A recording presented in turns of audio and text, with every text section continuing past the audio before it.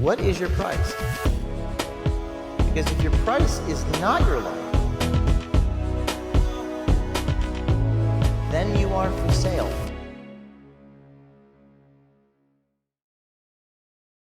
Welcome back to the Price is My Life podcast. We're here today with Matt Kim. Now, Matt was born in, is it Moscow?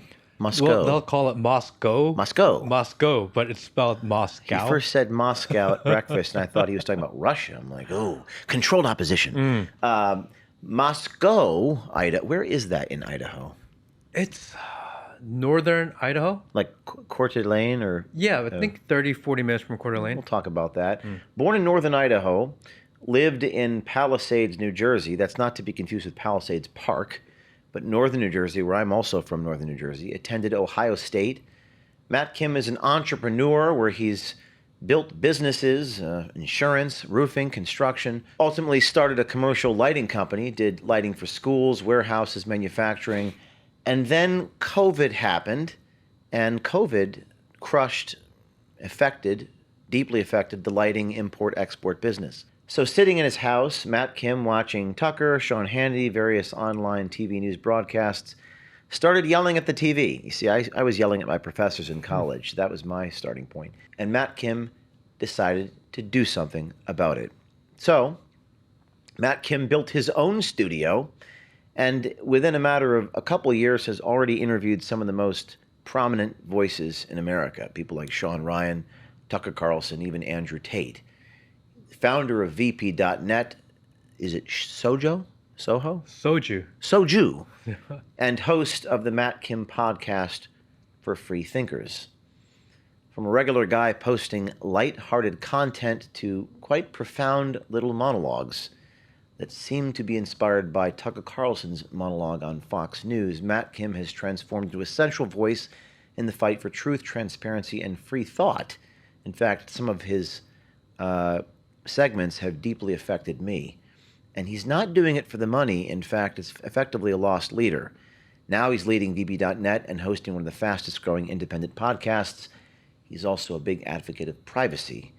One of the things he told me is privacy is freedom.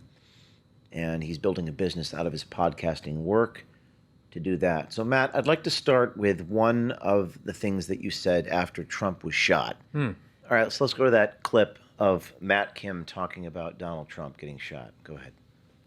Did God save Trump? Last night, like most of you, I went through a roller coaster of thoughts and emotions. First, shock, anger, horror, then the forever iconic photo. President Trump, blood streaking down his face, fist raised high in vigor, with the American flag flying inverted in the background, the sign of political protest. And then my analytical, logical side of my brain kicked into overdrive. Where was the Secret Service on this? Inside job? Was the miss intentional? Who's to gain? Who's to lose? Deep state cover-up?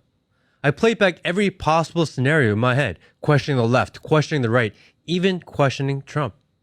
None of it made any sense. There's actually no rational explanation for the chain of events. Randomness, luck, coincidence? Except there is no coincidence. I don't believe in it. Laying behind the podium as the Secret Service covers President Trump, you can hear him say, "Shoes. I need my shoes. Let me get my shoes." In a time of shock, confusion, blood dripping down his face, unsure if he'd have been hit, unsure if he'd live or die, in that moment of ultimate vulnerability, President Trump looked for his shoes.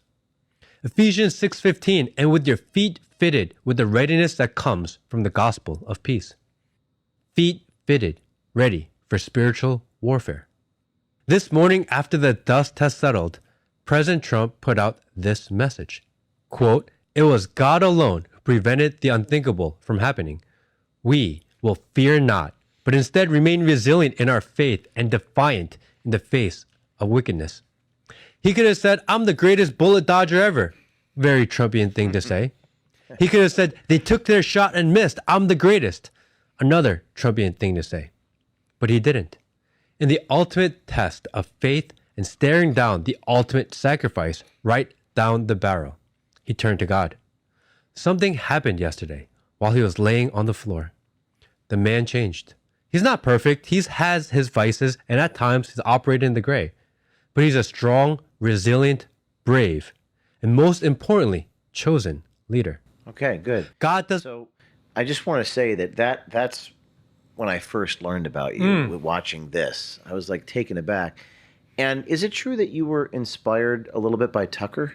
Yeah, I really liked the way that he was able to take news and add his spin to it, but it made it seem really objective, but also had his color in it.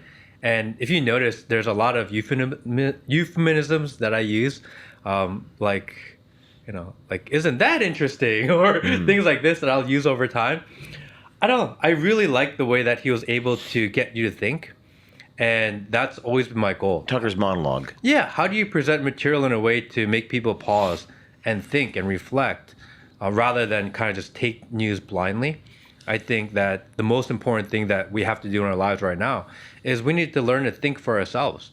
So I always try to frame things in a way that makes you pause at the end of the video and really consider maybe a different angle that you hadn't considered before. Because the way you deliver this message on screen is not how you're talking right now. No.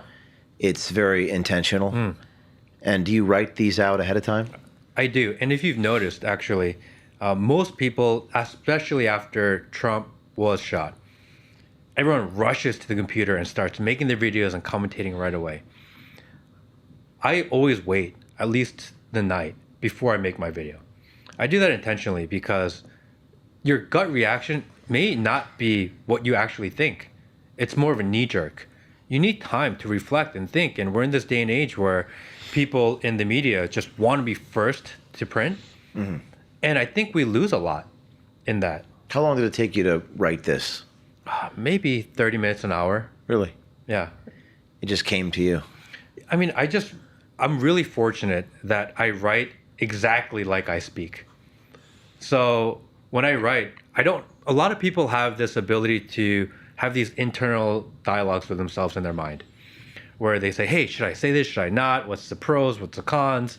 And kind of strategize in their mind before their words come out. Fortunately or unfortunately, I don't have that ability. You don't have an internal dialogue. I don't at all. So what I say is literally what I'm thinking at the time I say it. So when I write, it's literally what I'm thinking when I write it.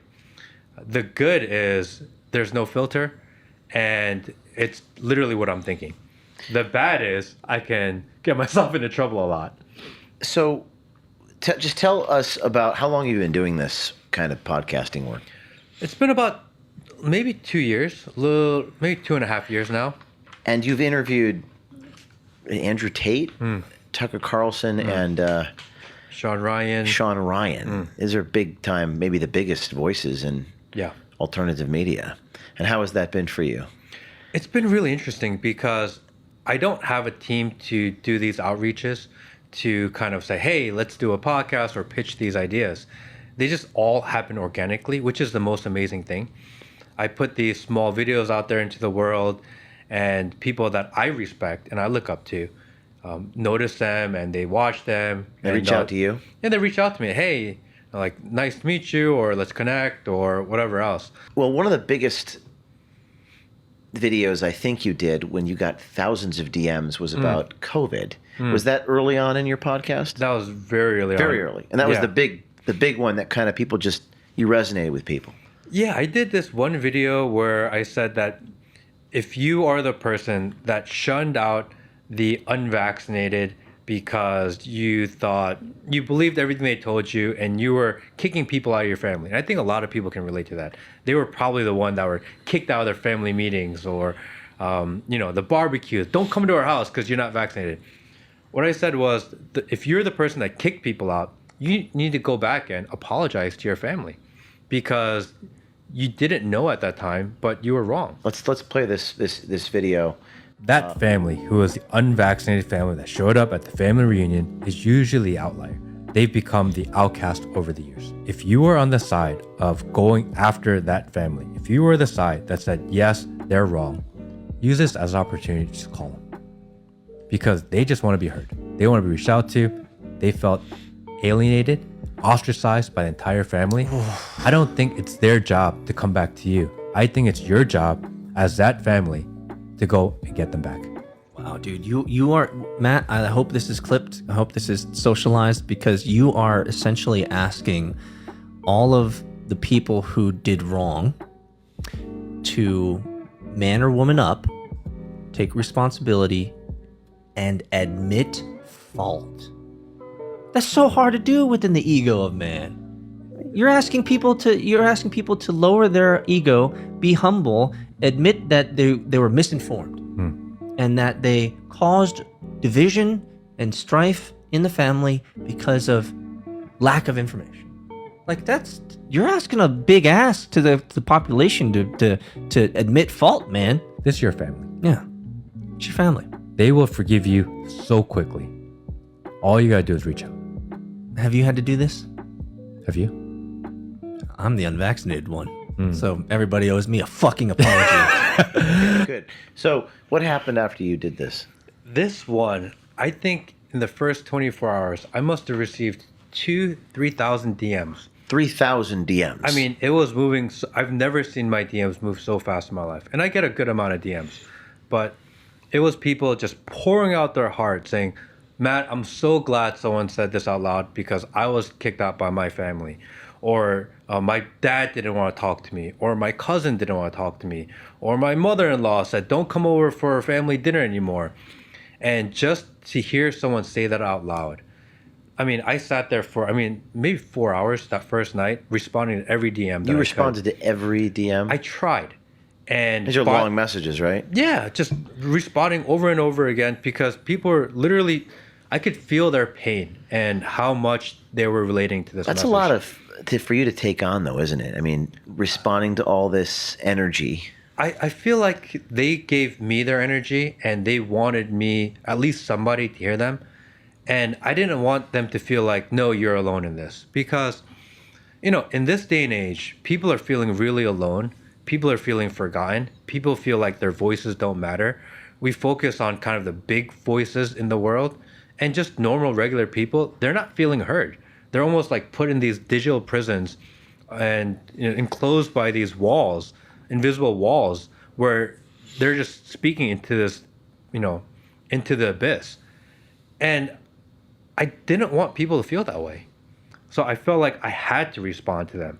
And I tried to get to as many as I could. There was no way I could get And what to was them all. did they respond to your responses?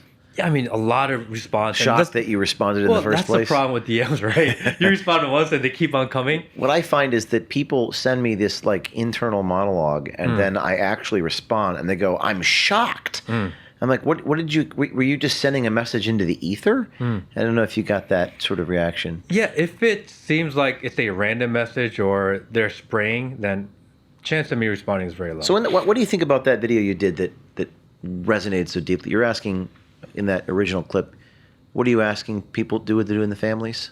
If you kicked out your family member because they were unvaccinated or they didn't comply to COVID, you were wrong. You shouldn't have done that. You should apologize.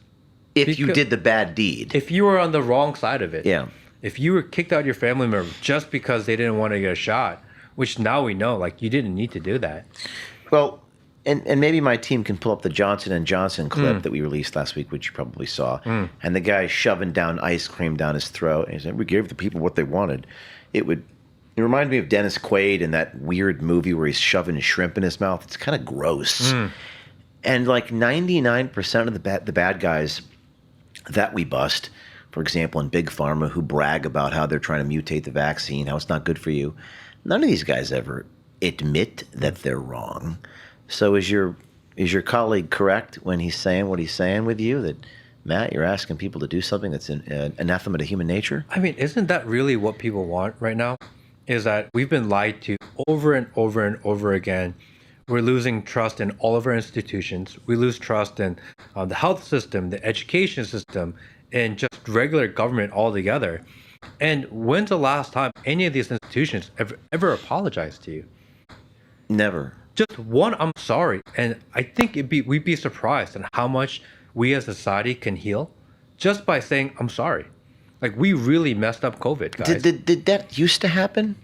I don't know if in it history? ever did, but we didn't ever have this access to information and communication that we do now. I was a huge Trump fan going into this election, but there are a lot of policies that happened under Trump's watch during COVID that he could at least say, hey guys, maybe we didn't handle that correctly. Why not at least say that once?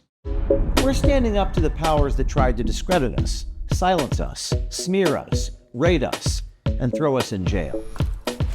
They've awakened a sleeping giant. We're building a movement of transparency and accountability in both the public and private sectors, because we run from nothing, we hide from nothing. And when you join and get your full access pass, you fuel a movement for truth.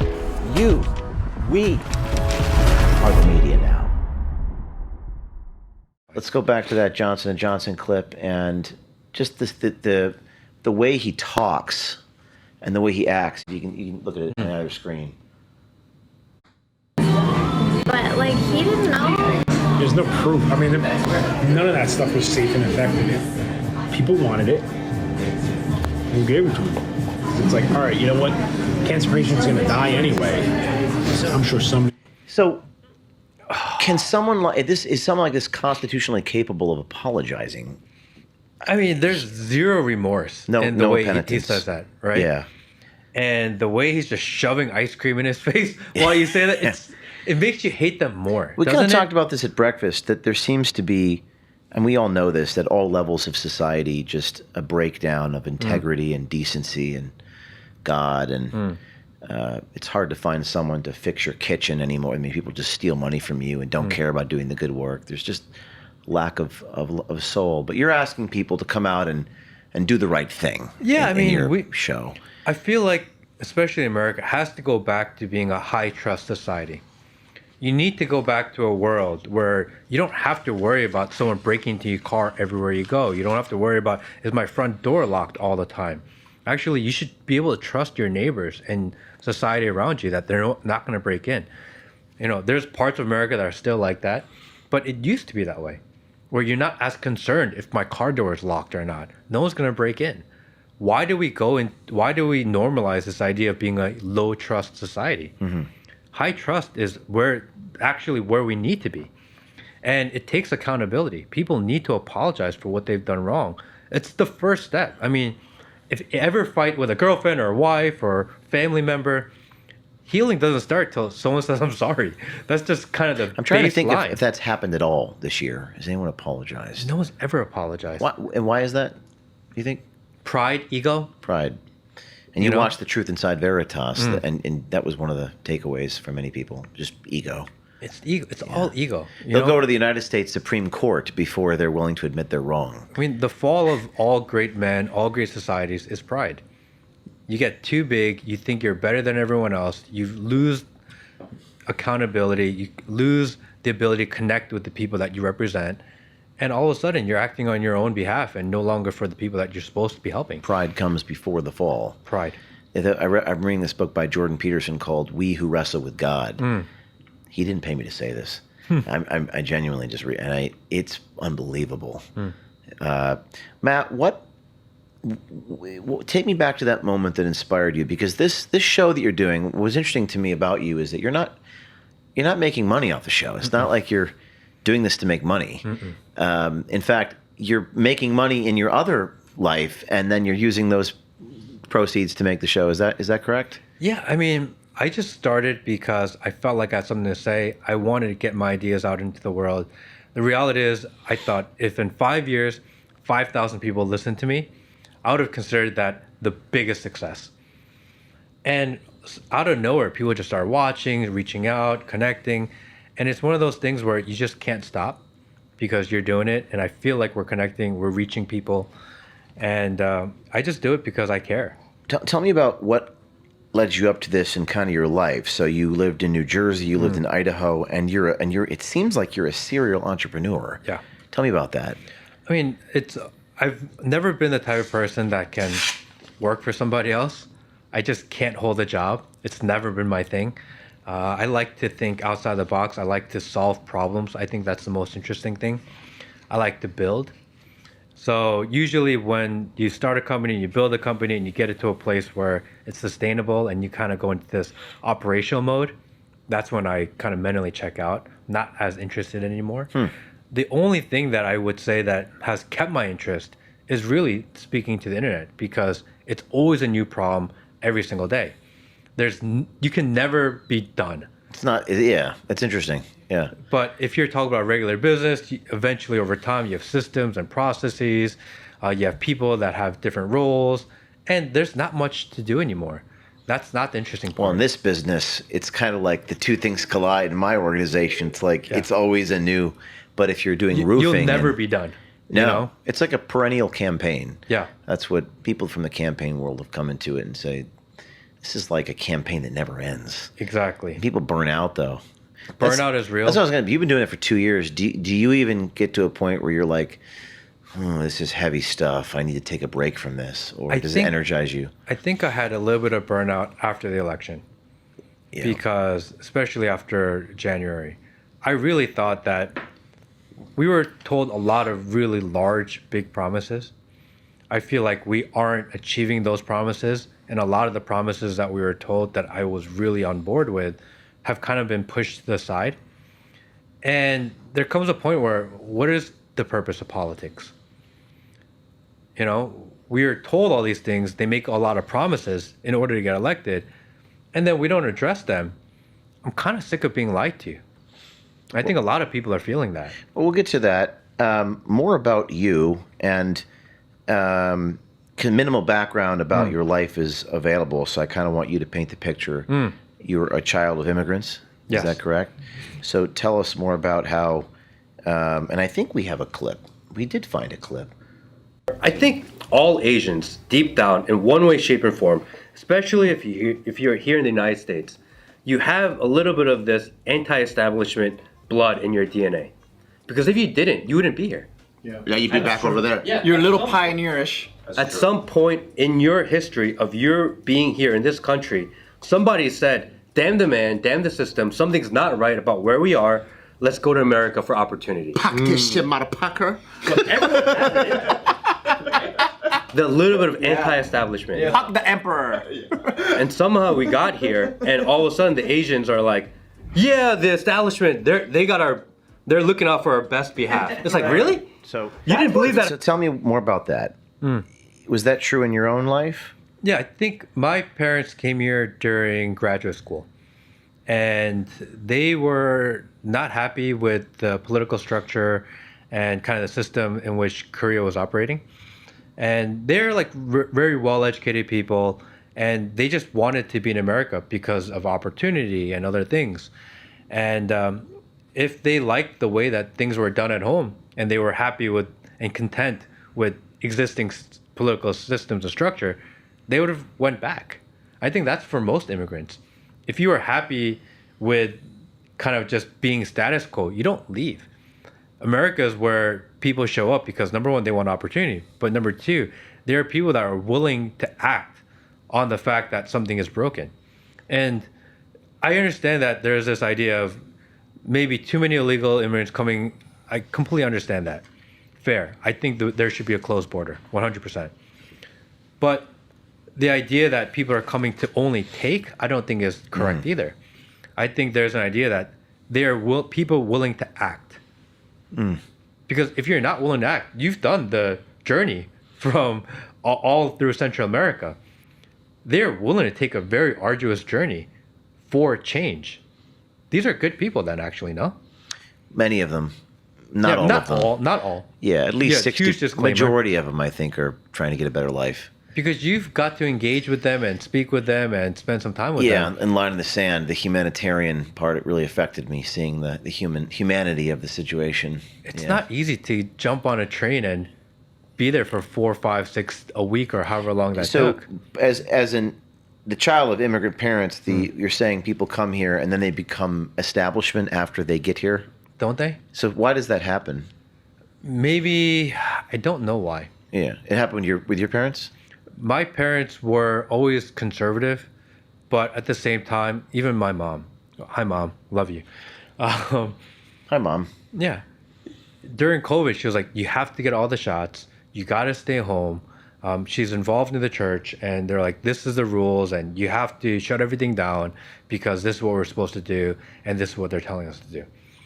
And we had a lot of really tough dinners. because I said, Mom, I don't think that's the right move. I don't think you should tell people not to go to church. I think in a situation like this, people should be going to church more. And she's like, no, but the government says that we're not supposed to. And I was like, wait, what's going on here?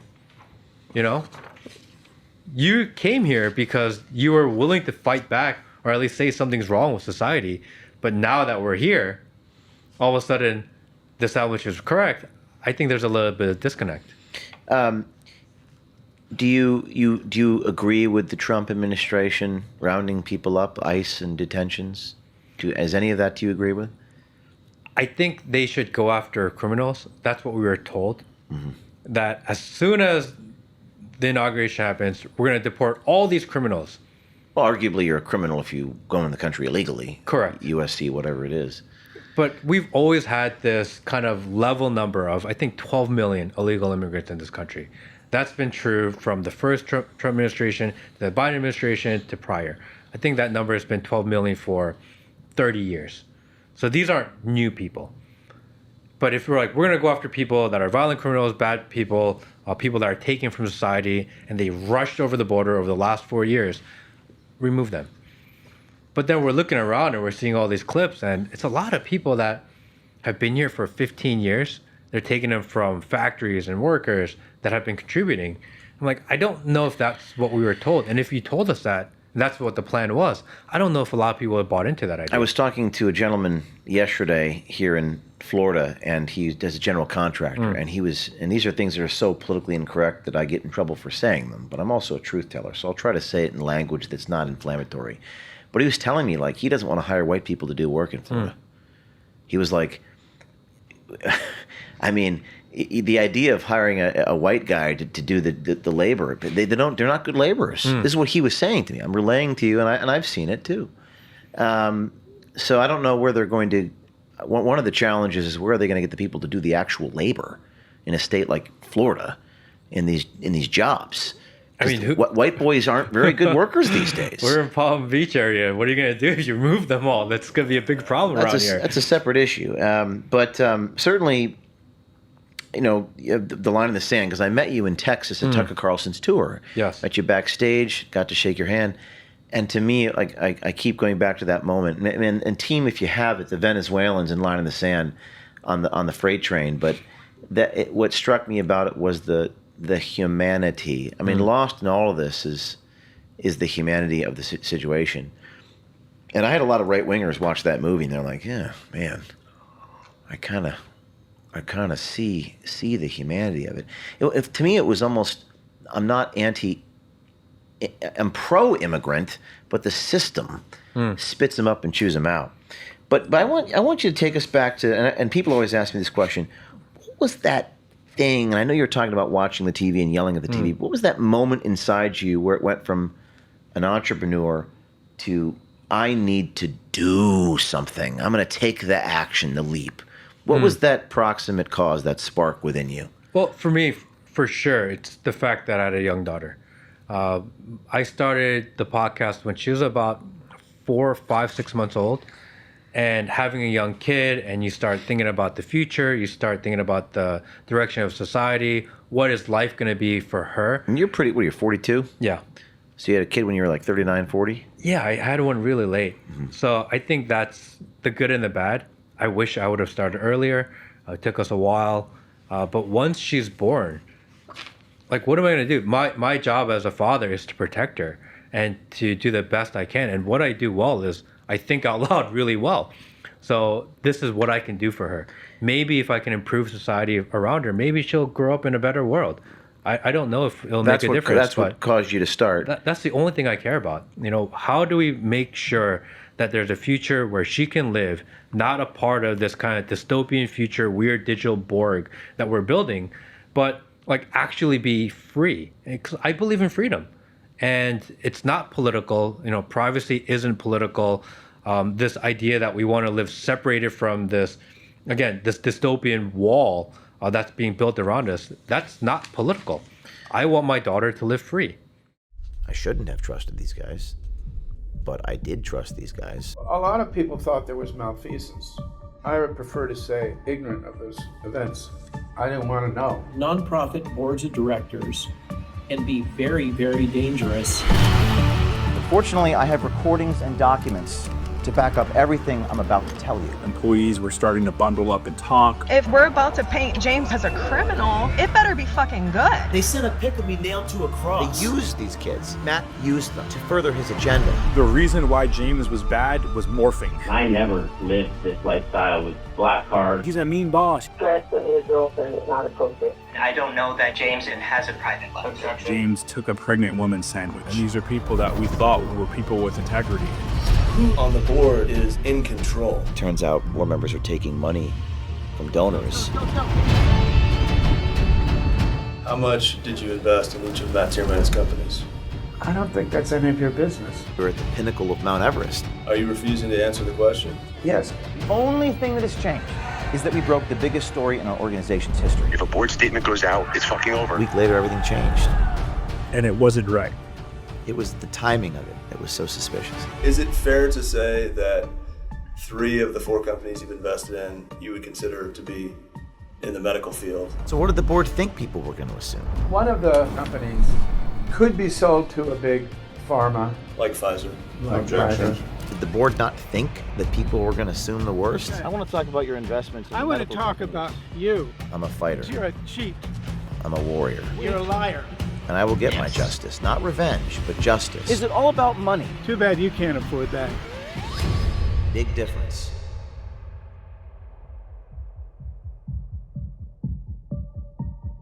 How do you define conflict of interest?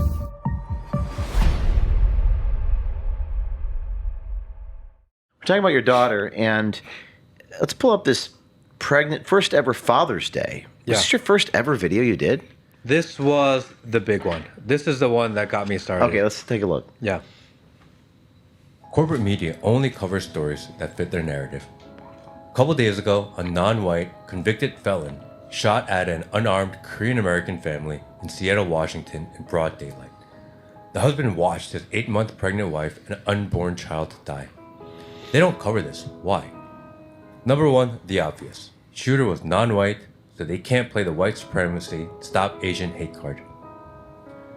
Number 2, crime was committed with a stolen handgun. Can't blame gun control because the firearm was obtained and owned illegally. Number 3 is the hardest. A man's 8-month pregnant wife died. How many people were murdered? Which my body, my choice abortion propagandist is going to tell this husband that only one person was murdered and died that day? On Father's Day, I've been thinking about this one all day. Social talking points are easy, but when you have to actually put it into practice, the propagators of these progressive ideas are silent. This sad, tragic story has so many social implications, but unfortunately, you've probably never heard it. Okay, so you were pregnant. You were pregnant. Your wife was pregnant when this video was made. My daughter was about a year old. I had gone to, I used to live across the street from this golf course. And my daughter went down she was less than a month old. She was about 6 months old. And she was going down for her kind of midday nap. I went over to the golf course and I was hanging out in the bar area. And on one side was the younger dads. And they're all getting drunk. Like, it's Father's Day, it's my day. I don't have to be home. On the other side of the bar were the older generation dads. And they were all getting drunk because they were sad.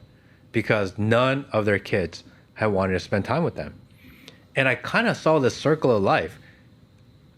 You told your children that Father's Day is your day when you're young, but now you're older and you're wishing that they had come visit you. It's kind of your fault.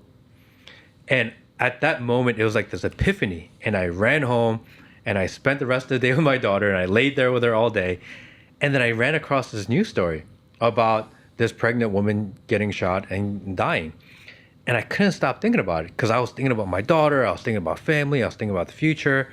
And for the first time, I didn't even know how to do this. So you see, I'm reading the script off to the right because I'd never done this before. Reading a script off a prompter or something. Yeah, like a little monitor set up at a computer here. And I made this video. And this is the first kind of monologue type of video I've ever put out. And it did like 3 million views in like the first 24 hours. And people are fighting in the comment section versus why the news covers this and why they don't cover it. About the abortion issue, basically? Well, it was, why does the media not cover it? The other one was the abortion issue. So there was multiple fights going on in this comment section. And if this video probably never went kind of that viral thing that it did, I don't know if I would be doing what I did. It was that video that kind of spurred the whole viral phenomenon. And what do you think about the actual topic itself? The pregnant woman was shot, and how pregnant was she? She was 8 months pregnant. Well, that's certainly 8 months pregnant, and in Washington, they charged the murderer with only one murder. I see. Which is even crazier. Yeah. But even if you are pro-choice, how do you argue that only one person died? And the husband had to watch his wife and unborn daughter die in the car. It's a really difficult argument to make. Like, if you say that, no, only one person died because it's just a lump of cells, like, you're not a person. Yes, and for me, it was the corporate media was certainly the proximate cause. It was the media's malfeasance and the bias and the injustice of the media covering these things. Is that what did it for you? To your impetus? Yeah, I mean, why doesn't the media cover actual stories and news stories? Why don't they? In your position? Because we live in a clicks and views economy. Everything's attention driven. And people only want to talk about the points that they can control to get out there. I think that there's a huge problem because we no longer care about the small stories in life that actually make us human any longer. Clicks and views. And you've also faced imposter syndrome. This is the research I've done. Correct me if I'm wrong. Early on, unsure if you had a right to be doing this. For example, you said, quote, "Who am I to speak out?" Do you remember saying that? I do. I think what did you mean by that? I think there came a time where a lot of people were listening to me. And the reality is, I'm not anyone special. I'm just this random guy from the corner of Georgia that has my own ideas. People will say, "Oh, Matt, we need more journalists like you." And I'm like, I'm not a journalist. In order to be a journalist, I think you guys are real journalists. You have to do your real research, not just take what you read on the internet, but check with sources, do some background. Like, what you guys do is real journalism. What I do is just read available sources and reframe them. I don't consider that journalism, actually. But at a certain point, you've gained a pretty big following. I don't remember, we get like 750,000 followers on Instagram. I don't know your exact numbers, but that's sizable. That's pretty sizable. Which is why I'm more cognizant of the fact that I'm not anybody. I just say what I think out loud. And I think it's important because you have followers. A leader is someone who has followers. And it's easy to take that for granted and be like, a lot of people follow me, so therefore I'm more right. Right. And I just want to make sure that I don't fall into that mindset because I could be wrong. I don't want to guide people the wrong way. I don't want people to make decisions based on what I say. I just want to encourage people to think for themselves. Where is this all going for you? Like, what do you want to do media-wise? And we'll get to the privacy thing in a minute, but just your commentary, you seem to be talented. That was my first impression of you, which is, well, this guy, he's authentic, he's sincere, he's talented, and he's saying what I can't put into words. I think maybe that's how people... But where are you going with that? I mean, I would love if more people just followed that model. I feel like if I can be successful online in this manner, which is just say out loud what you're thinking, without agenda, without the sake of clicks and views, but just because that's what you genuinely believe, and I can prove that that model actually works, maybe it'll encourage the next generation or future people online to follow that model. Because it's really hard to do. Right now, the model is, what is the most click-worthy? Yeah. And because that model works, everyone does that model. What if I can be successful online by just being honest and genuine? Then now, since it's proven that it works, maybe other people will do it. Well, it seems like the economic pressures always get to people. And that's something you've talked about too, which is, and this is called the My Price is My Life podcast. And the reason I'm having you on is because there seems to be an ethos to you, like, I'm not for sale. Like, for example, you've talked about people have taken money. Can you talk a little bit about that? I think you've mentioned something about that. Especially during the campaign season and leading up to it. Once my page started getting big, I used to get a lot of messages from, we'll call them, advocates or media companies or marketing companies, and they'll say, Matt, if you can make this video, we'll pay you this much. And I remember one time I was like, no, I don't want to do that. That's not what I do. Like what? What type would they? I mean, Israel at that time, being on the right side of Israel Hamas was a very lucrative proposition. Right side meaning pro-Israel? Yeah.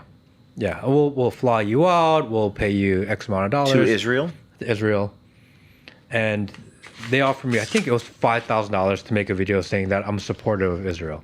And I said, I don't really do that. I don't even want to get into the political side of it. I just don't do those videos. You mind saying who did that? I'd have to check. I have so many of these. I could show you receipts of all these people. Yeah. Actually, what I used to do is I used to go live on Instagram, and when I get the text message, I'll blur out the phone number. But look, I got another one, guys. And I'll show people of the requests I get. And what people would do is then you take the topic that I get that request for, and people will start searching the topic online and say, look at all these people that posted this on that same exact day that you got this message. And then people start putting their own picture together. Look, if you're an online creator and you decide that you're going to take the money, I'm not here to mess up your business model. But what I do know is I don't find it genuine. I think that more people need to stand on their integrity and their values. And I think a lot of the names that we trust online for our ideas, the way I see it is this. If you're willing to speak your words and shift the belief of your audience once, you're willing to do it again and again and again and again. For me, honesty is binary. You're either an honest person or you're not. Well, it's There's like no gray. That old joke from Winston Churchill where they're talking about, compromising your ethics, and it's like, would you sleep with someone for, $10 million? And like, well, yeah, obviously $10 million. And then, Madame, would you sleep with someone for $5? And she goes, who do you think I am? And Winston Churchill says, Madame, we've already established that. Now we're just talking about the price. Now we're just negotiating. But it does seem, do you think that advertising is wrong?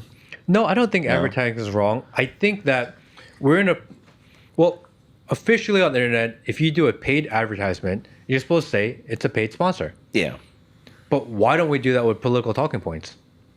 Yeah. It's like they should have NASCAR jacket with all the different tags on them so you could see who their sponsors are, is what you're saying. I think that'd be fair. Yeah. You can't mix in your paid propaganda posts with your real posts, because how do you trust anything? I think there has to be disclosure. And I think if people were to disclose, number one, people would do it less because they know it's disingenuous. And the fact that they would do it less shows you that they don't actually want to do it. Do you think the media is all about money? It just comes down to money. Of course. It's all about money. It's not even about money. I think it's attention. We live in an attention economy. Attention is money.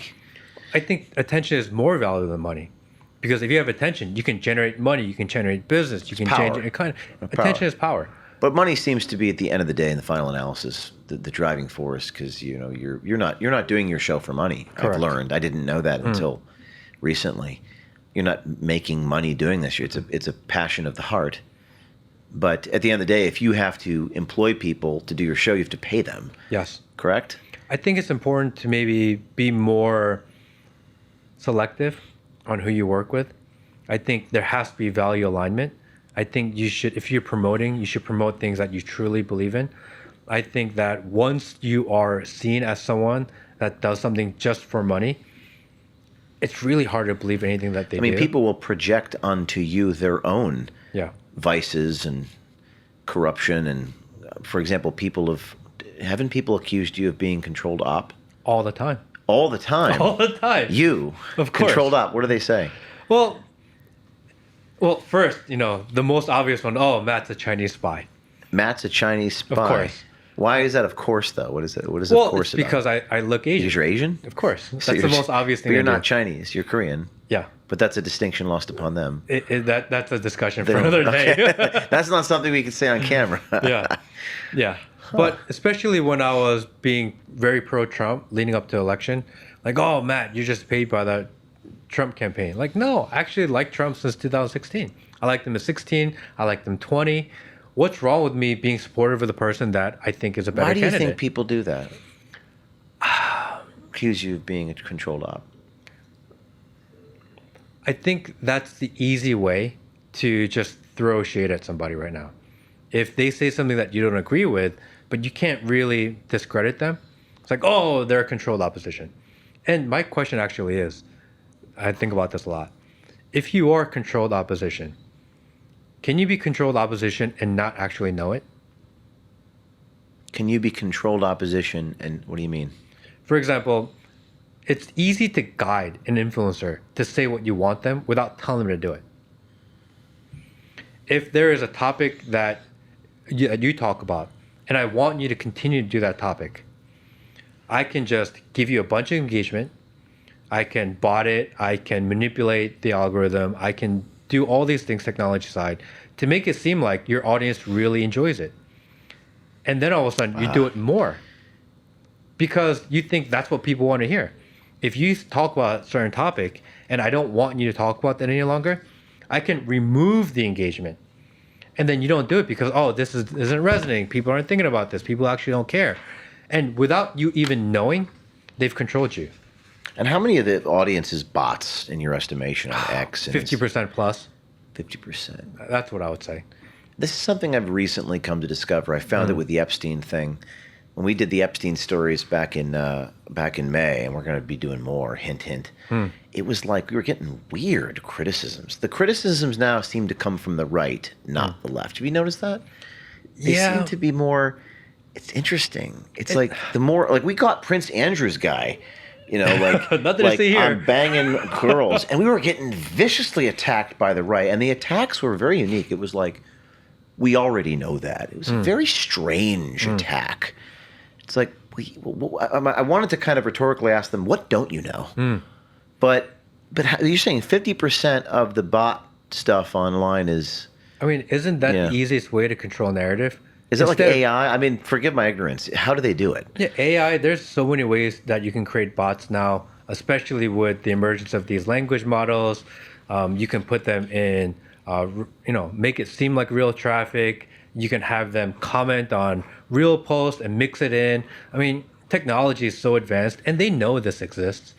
If X or Instagram or anyone else decide that they're going to remove all the bot accounts, which is what Elon promised he would do, if you remember. So I'm going to remove all these bots and X is overvalued, so I need a better price because there's more bots here than I realized. I've come to have mixed views on... I think that Elon buying X was probably the greatest thing to ever happen to the First Amendment in Western civilization. But now we have this, as you've said to me this morning at breakfast, it's like, how did you put it about technology? Technology has come to... Yeah, technology is supposed to make our lives better. It's supposed to be a tool. Yeah. And for some reason, our lives aren't improving. We're actually more paranoid than ever. We're more distrustful than ever. And instead of using technology as a tool, it guides our life. So what happened there? It's supposed to be a tool. Well, I mean, it's like journalism because I look at it in terms of citizen journalism, but the problem is you have all this information and not a lot of good journalism. You have just an overabundance of stuff. And we're all learning about this. But going back to you've been offered money to speak about certain things. One of them was Israel. Any other examples? There are a lot of, especially during campaign season, they want you to support certain programs. They wanted me to support the border and we need to shut it down. And these are things that I'm not against. And that was a lot pitched to me too. Well, Matt, you already agree with this. I said, I know I agree with this, but I don't want to do it.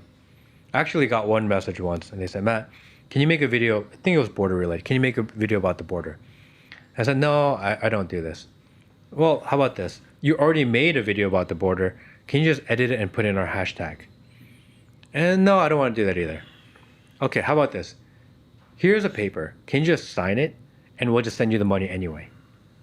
They really want to influence you or something. And I'm like, and I knew something was very wrong. Do you think that's just because of your, is that happen with all people like you or more with you, or do you not know? I don't know. I mean, that was a really odd exchange. It was like they want me to take the smallest step possible, because once you get normalized this idea of receiving the money, they can eventually get you on anything. That's what it felt like to me. Yeah, that's how you took it. Like once they bribe you just a touch, then they can. Once you sacrifice your soul to one degree, then they have you. And I was like, I can't do that. And I have a friend who helps me kind of produce and does that. He goes, Matt, it'd be nice if we made a little money. Maybe we say yes just one time, which is fair. Yeah. Because we have a carrying expense, an operating expense. And I'm like, how do you pay the expense now? We just pay. Where does the money come from? I mean, off of businesses that I run, and we just fund it. Off of businesses you run. Mm-hmm. So you're just blowing money on this. Yeah, but it's important. Like I blow money on sailing. It's not profitable, but I like it. Exactly. So you put money into this is like my hobby slash, I mean, we get a little bit of ad revenue from maybe YouTube or whatever else, and that will help mitigate costs. But it's you monetized on YouTube. Yeah. Well, sometimes. That's another bribe, because almost every content creator I've ever met, and I'm not going to mention names, but they'll actually say, don't talk about the pharmaceutical investigation on the air because might lose our ad revenue. Yeah. Yeah, I've received many strikes on YouTube. I've been demonetized several times. Well, on what pretense? On what? Well, the first time I got demonetized was I interviewed Dr. Peter McCullough. Oh, the subjects, the guests that you've had on. I mean, that was removed, and I got kicked off YouTube for I think 2 weeks. What was the most controversial thing he said? I was interviewing a known expert. I don't know. You know what I mean? They don't really give you a guideline on what you cannot say. I don't consider myself an extremist at all. I think, if anything, I'm just willing to ask the questions that people have. Well, it seems like this is our teams read that the suspicion about the controlled op thing is just how quickly you've risen, and I've seen that a little bit with my work, and it's kind of a paradox, because when I'm successful at my investigative work, people, a substantial minority of the audience will go, but he hasn't been killed yet, so he must be controlled op. Like who said this to me, and not in a bad way, but Huckabee. I was on his show, and he's like, O'Keefe, how the hell are you still alive? And there's kind of in the rational man's mind, it's like, how did this dude come out of nowhere? And people have said that about Sean Ryan. He's got like the number 1 or 2 podcast in the world. Phenomenal. So that's maybe one suspicion about you. I'm not saying they're correct. I'm just saying that seems to be what rational people seem to do that. I think that's fair. To be suspicious of people that rise too fast. We've seen it over and over again where people rise really fast and you're like, wait, what's going on? All of a sudden you're like, oh, okay. Maybe there was an agenda there, but I don't even have an agent. I don't have a manager. It's me and it's my buddy Will, and Peter comes in and records with us once a week. And I have an editor, Zach, who kind of goes through and helps clips up some things from time to time. And it's just a team effort. And we do it because we care. We do it because we enjoy it. And if people were joining my team because they want to make money, I'm sorry, guys. It's just not going to happen. I don't have the money to pay you. Volunteers versus money making. It's something I think about often in the context of journalism. But at the end of the day, the kind of passion that comes along with this role, the kind of zeal and ideology, sometimes I've found that can create toxicity in the workplace. And some of the most stable environments are the people who do it for the paycheck, do it to make a living. They're not out for the spotlight. So you have to be a little bit careful with who you bring in if they're doing it, quote unquote, for free. Because as Milton Friedman says, is there any such thing as a free lunch? So nothing is really free. It's true. So you got to just be, as a note of caution I've found in my profession. There's probably an idea that one day this may be big and maybe we'll make money. Yeah. I think it'd be foolish not at least consider that for maybe people that are on board now. But, I've been pretty clear. Our guiding light is we are going to tell the truth. We're going to ask questions. We're going to say things out loud that may not be politically correct to do so. And that idea of dancing around political correctness, we used to say that about the left. You know, that the left, oh, you say something wrong and the left will cancel you. But how quickly that's changed, where you say something wrong and now the right will cancel you. It's actually maybe even worse than what the left How was. did that change, and why did that change? I don't know. You know, during kind of 2020 to 2024, if you said something out loud, then you were worried that you get canceled. Now, if you say something aloud, you worried that you get canceled. Maybe it's just that it's never been a left-right issue, that it's always the establishment trying to control narrative against the people. And maybe it's not political. Well, it seems like there's a big tent now. And the thing about big tents is, like James Madison warned us in the Federalist Papers, you're just going to have more factions. If people are not aligned on values in the Republican Party, you're going to have a lot of infighting. And we were talking about Turning Point. Last weekend, I was there at Charlie Kirk's thing. I've been doing Charlie Kirk's thing for 10 years. Charlie Kirk's a friend of mine. He's been very supportive of me. And I have never seen the base so pissed off about the Epstein thing. And I said to everyone in the audience, how many of you think that the Department of Justice is lying to you when they say there's no evidence of any? And almost every hand went up. And I was like, whoa, this feels a little different. And then, no, this feels different. Is it just? I mean, we could talk about Epstein a little bit. I'd like to get your 2 cents on Epstein, but I've been fielding phone calls from various people, and you know, people do seem to conjure up wild theories in their minds. They'll never be satisfied by whatever the truth might be, because the pitchforks and the populist base is so upset. But what is your take on the whole situation? Well, I think it's fair that people question. This is a narrative that we've been thinking about for the last 10 years, and something that a lot of people care about.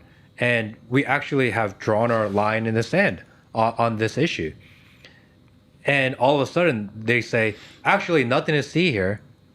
You guys are all wrong. This is a hoax. It's like, wait a second. You can't just walk away from that. There has to be transparency. There has to be accountability. And if you say it's a hoax, prove it. Let's see the docs. You said we're going to see the docs. Why can't we see the documents? Why are we hiding them all away? And then they do this disingenuous, well, we're going to unseal these, grand jury. That was late last week at the time of this filming. And it's like, that's not even a thing. Let's see the list. What happened to all those hard drives that you collected? Where's all this evidence that you said you had? Where is this list that you told us? I still call them tweets, even though they're technically. Tweet is better. I like the word tweet, even though it's. I think it should stay Twitter. You cannot let the Epstein crimes and cover-up go. When was this written? This was written July 7th. This is an open attempt to rewrite history and give a pass to the guilty in their old age. This is Matt Kim tweeting July 7th. They want your mental and emotional fatigue. They'll wear you down so much you don't even want to think about it anymore. How do I know? They did the exact same thing with COVID. Who's they? Well, that's the million, billion, $1 trillion question, right? I think it's a $1 trillion question for sure. How do you fight an enemy if you don't know who the enemy is? Mm-hmm.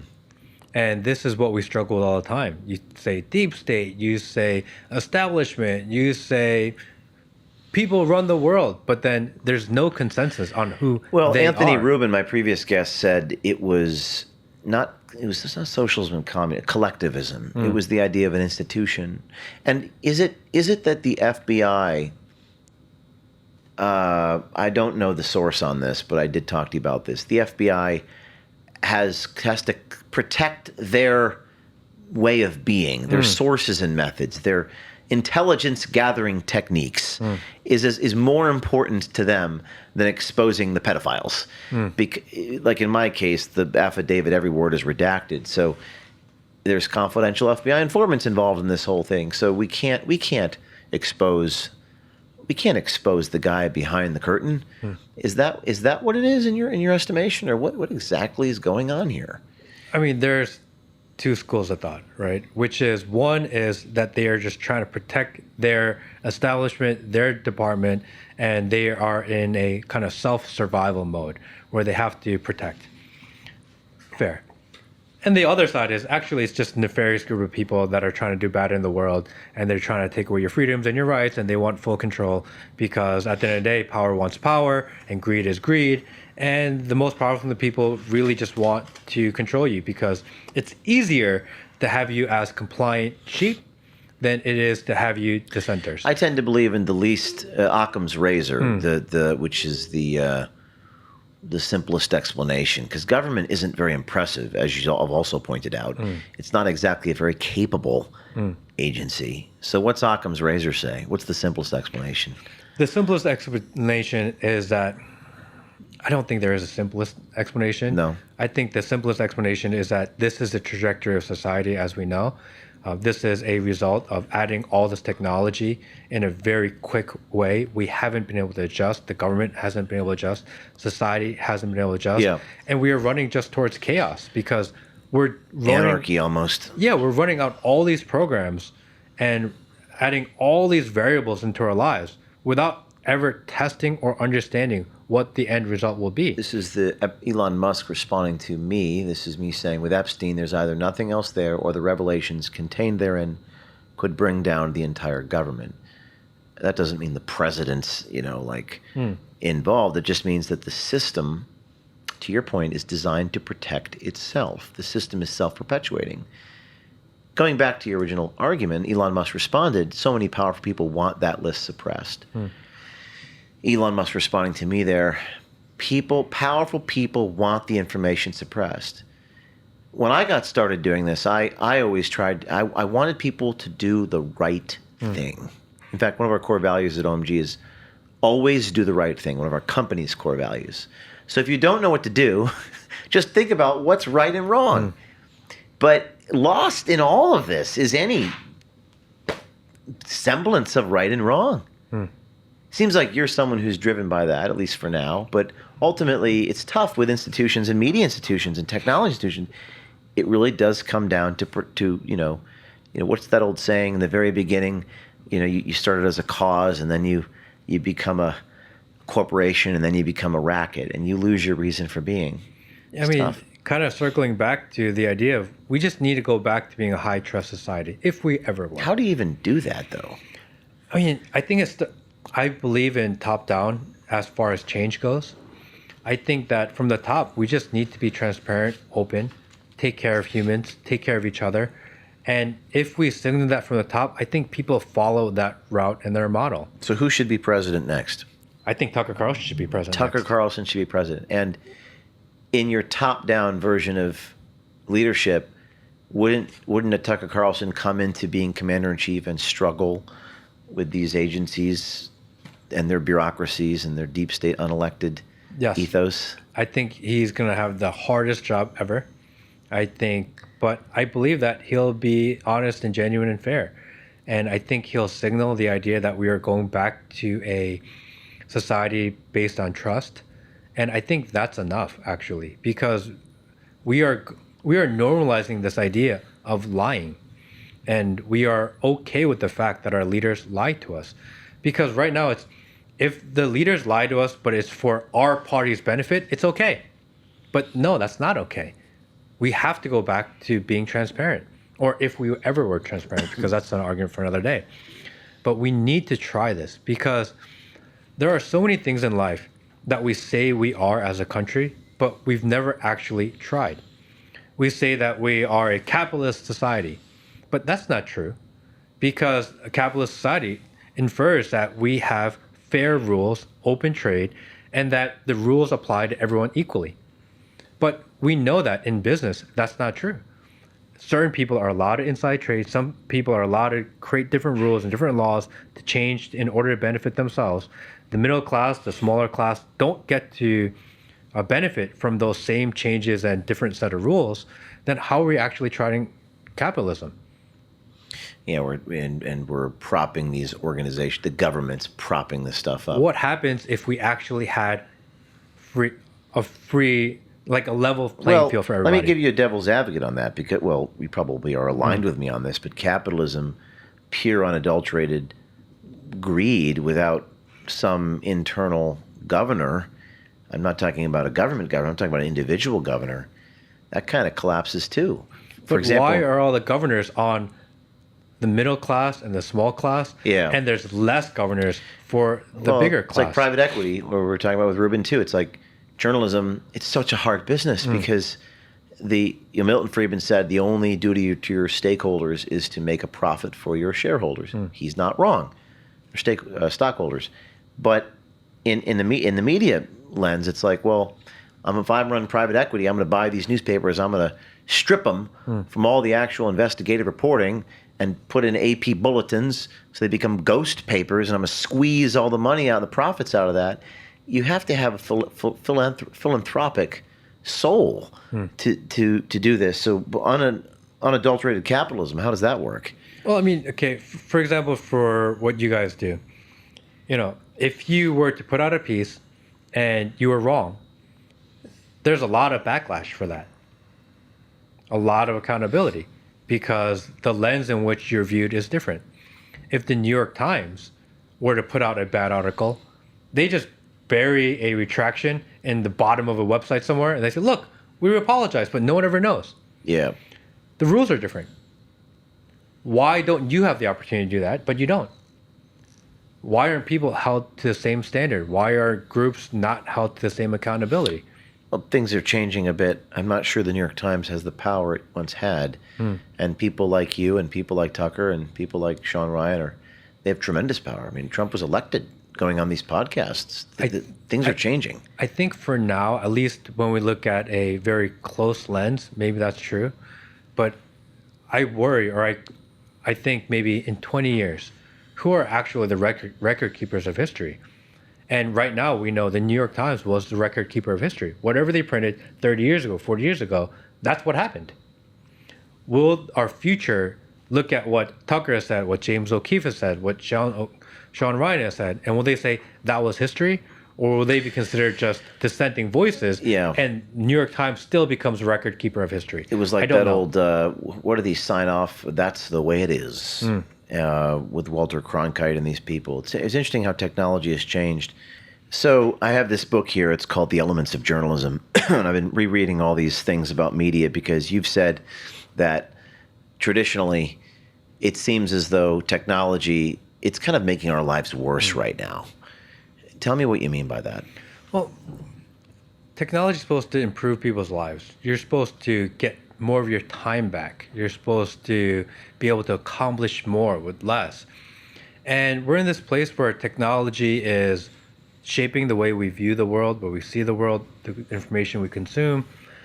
And more importantly, these technology companies, especially now, is if they capture you as a customer, their incentive is not to give you the best version of their technology. It's how do we sell them more stuff? How do we extract more value from them? The point of a good business is that you're supposed to give value to the world and to your users, not extract value. Give value versus extracting value. Yes. And we're in a place where businesses are built to extract value, to maximize profit from each individual person. And from a business standpoint, I get it. It kind of makes sense.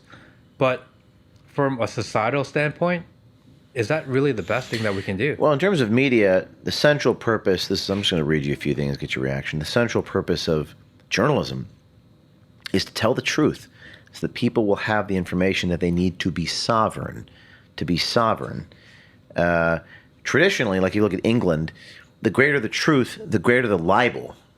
Since truth did more harm. That's kind of what I said to you about the more true something is, the worse it is.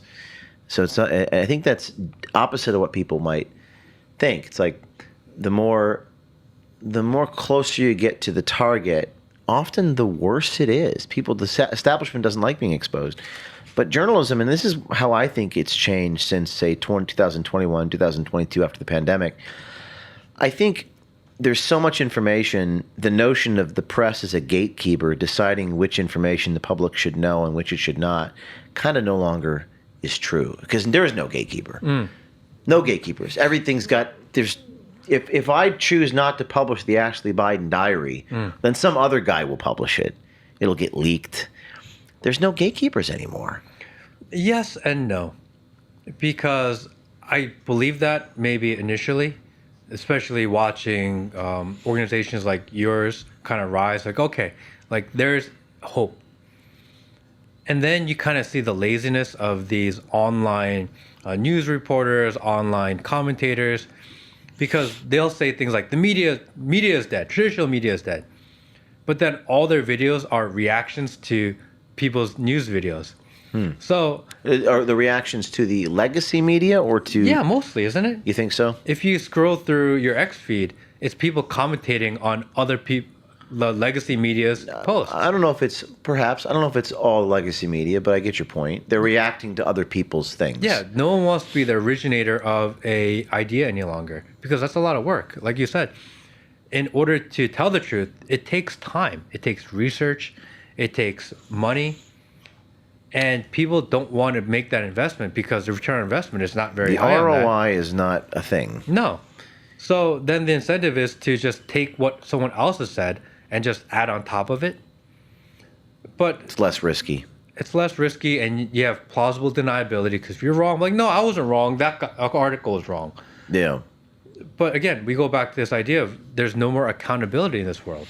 Well, we have here's what they're saying. We believe the end of the press's monopoly over mediating information to the public offers the opportunity to elevate the quality of media and of journalism. And I've been trying to reckon this with this too, because kind of sense making. What we need in the new economy, the new communications culture, is sense making, the ability to look at things from multiple points of view and to get to the core of the matter. Because, Matt, it seems like there's just so much information. Even in podcasts, this is a new format for me, but, Logan was saying when she did her 60 Minutes segments, she would watch the piece 100 times, carefully edit, choose every specific word. So we have to authenticate the information, make sense of, contextualize, add subject matter experts, be the watchdogs. But to your point that is a lot of work. That requires a lot of money. That requires a lot of time. Nobody's really doing that. And the data now, with our distrust of institutions, has introduced a new factor that maybe a lot of people hadn't considered. Because before, you trust, if you have enough data, if you have enough sources, then you can come up with a good decision and you can maybe speak the truth. But now we're finding out that most of the data we have is manipulated also. So even if you do your due diligence properly, even that is premised on bad data. So how do you navigate that? And this is a huge problem because, again, we're losing trust in everything. The data is wrong. How can you make a correct assumption? What do you mean by data? Data meaning the bots and the clicks? The bots, the clicks, the information that you get, everything is biased now. Even scientific reports can be manipulated. You know that research can be manipulated. You know that you can focus things to say a certain thing that you wanted to. I mean, everything's a lie. Everything is a lie. That's what Sean Ryan said recently. Everything that resonated. Everything is a lie, and even all the way to the core, to the minute details, is lies and is built on lies. Therefore, you can't ever know the truth on anything. The best you can do is just take a common sense approach, ideate and discuss ideas. And I think that's more important. We need to discuss ideas rather than get caught up in these little details, which people use to prove their point. But anyone's data can be wrong. Is it true that you took a break from posting for a while? Yeah. Why was that? What happened? It was just a frustration. Frustration with the political system. Again, I was really pro-Trump leading into inauguration, and I started questioning a lot of the things that were happening around. And when was this? Right after the election. Oh. I didn't like the fact that it seemed like we were already shifting away from the promises we were told. I really didn't like the fact that Inauguration Day, all the technocrats that we were told were bad were sitting in front of the cabinet. I feel like that was a signal. Jeff Bezos is Elon. We didn't like them. All of a sudden, they're our friends. What do you think about when Trump got shot? Jeff Bezos came out. Elon came publicly. All those guys were seemingly. Zuckerberg said, "Well, this guy's pretty badass." They all came out in support of him on that day. What'd you make of that? It's opportunistic, not motivated by the right reasons. I mean, if you see something like that happen, it's like, oh, he's gonna win. We might as well put our hat in the ring right now. Because if you really look at it, through the transition of Trump to Biden to Trump, the only people that have actually not lost are the technocrats. We also said that the engagement you were getting, the likes, the subscribers, you didn't like that was the person you were becoming. Is that correct?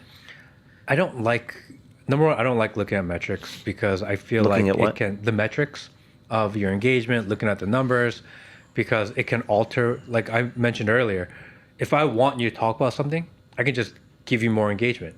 If I don't want you to talk about it, I can remove the engagement. Then your engagement can manipulate you. So the only way to prevent and remove that variable is just to stop caring.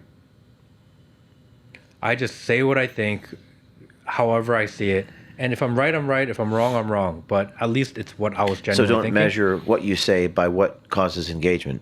Because I can manipulate with it very easily. Manipulate the audience, manipulate the I person. can manipulate the host. I can manipulate you. Well, I mean, it seems some people maybe just don't look at it then. Just don't. I think you have to stay true to who you are, what you believe, and hopefully that model works. There's actually no proof that works, you know? That's the hard part. Reading each of those DMs can be tough. Maybe you do it for a day. Try doing it for day after day for years and years and years. And that's a tough thing.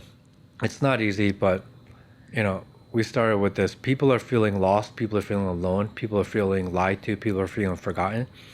And that creates this distrust. It creates this division within society, within this country. People can't feel alone because they're not alone. And I think my reading and responding to as many as I can is just my smallest, tiniest way of letting people know that they're not alone.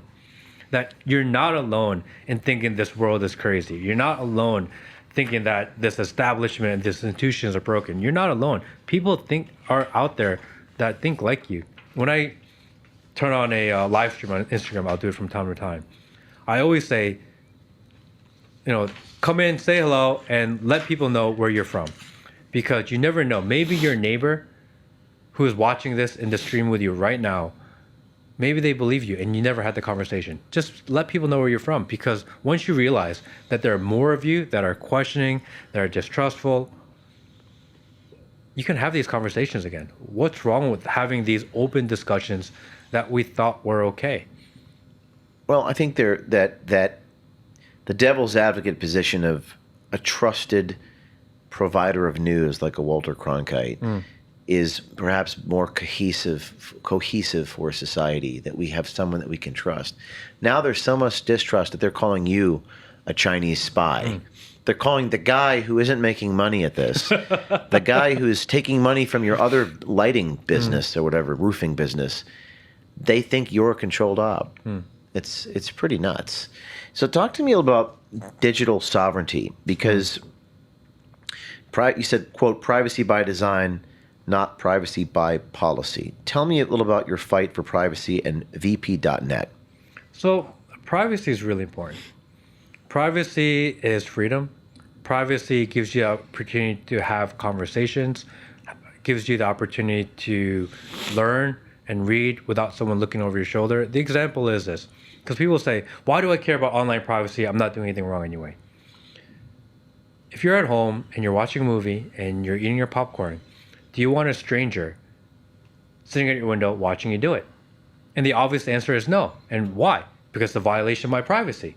Well, our lives are very digital these days. Why do we not care that all these institutions, all these technology companies have open access to what we're doing on the internet? It's not whether or not you're doing it right or wrong. It's about that your information, your data belong to you and only you. There's a famous, it's called the Cypherpunk Manifesto. And it was written in 1993, the Cypherpunk Manifesto. And what it says is, privacy is your right to selectively reveal yourself to the world. All your information and who you are belongs to you and only you, and you should be able to decide what you share with the world.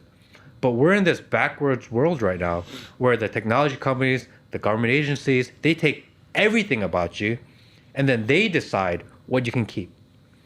And I think that's really dangerous because I'm not saying that we need some sort of revolution right now. But what if we need one in the future? Without privacy, you can never organize.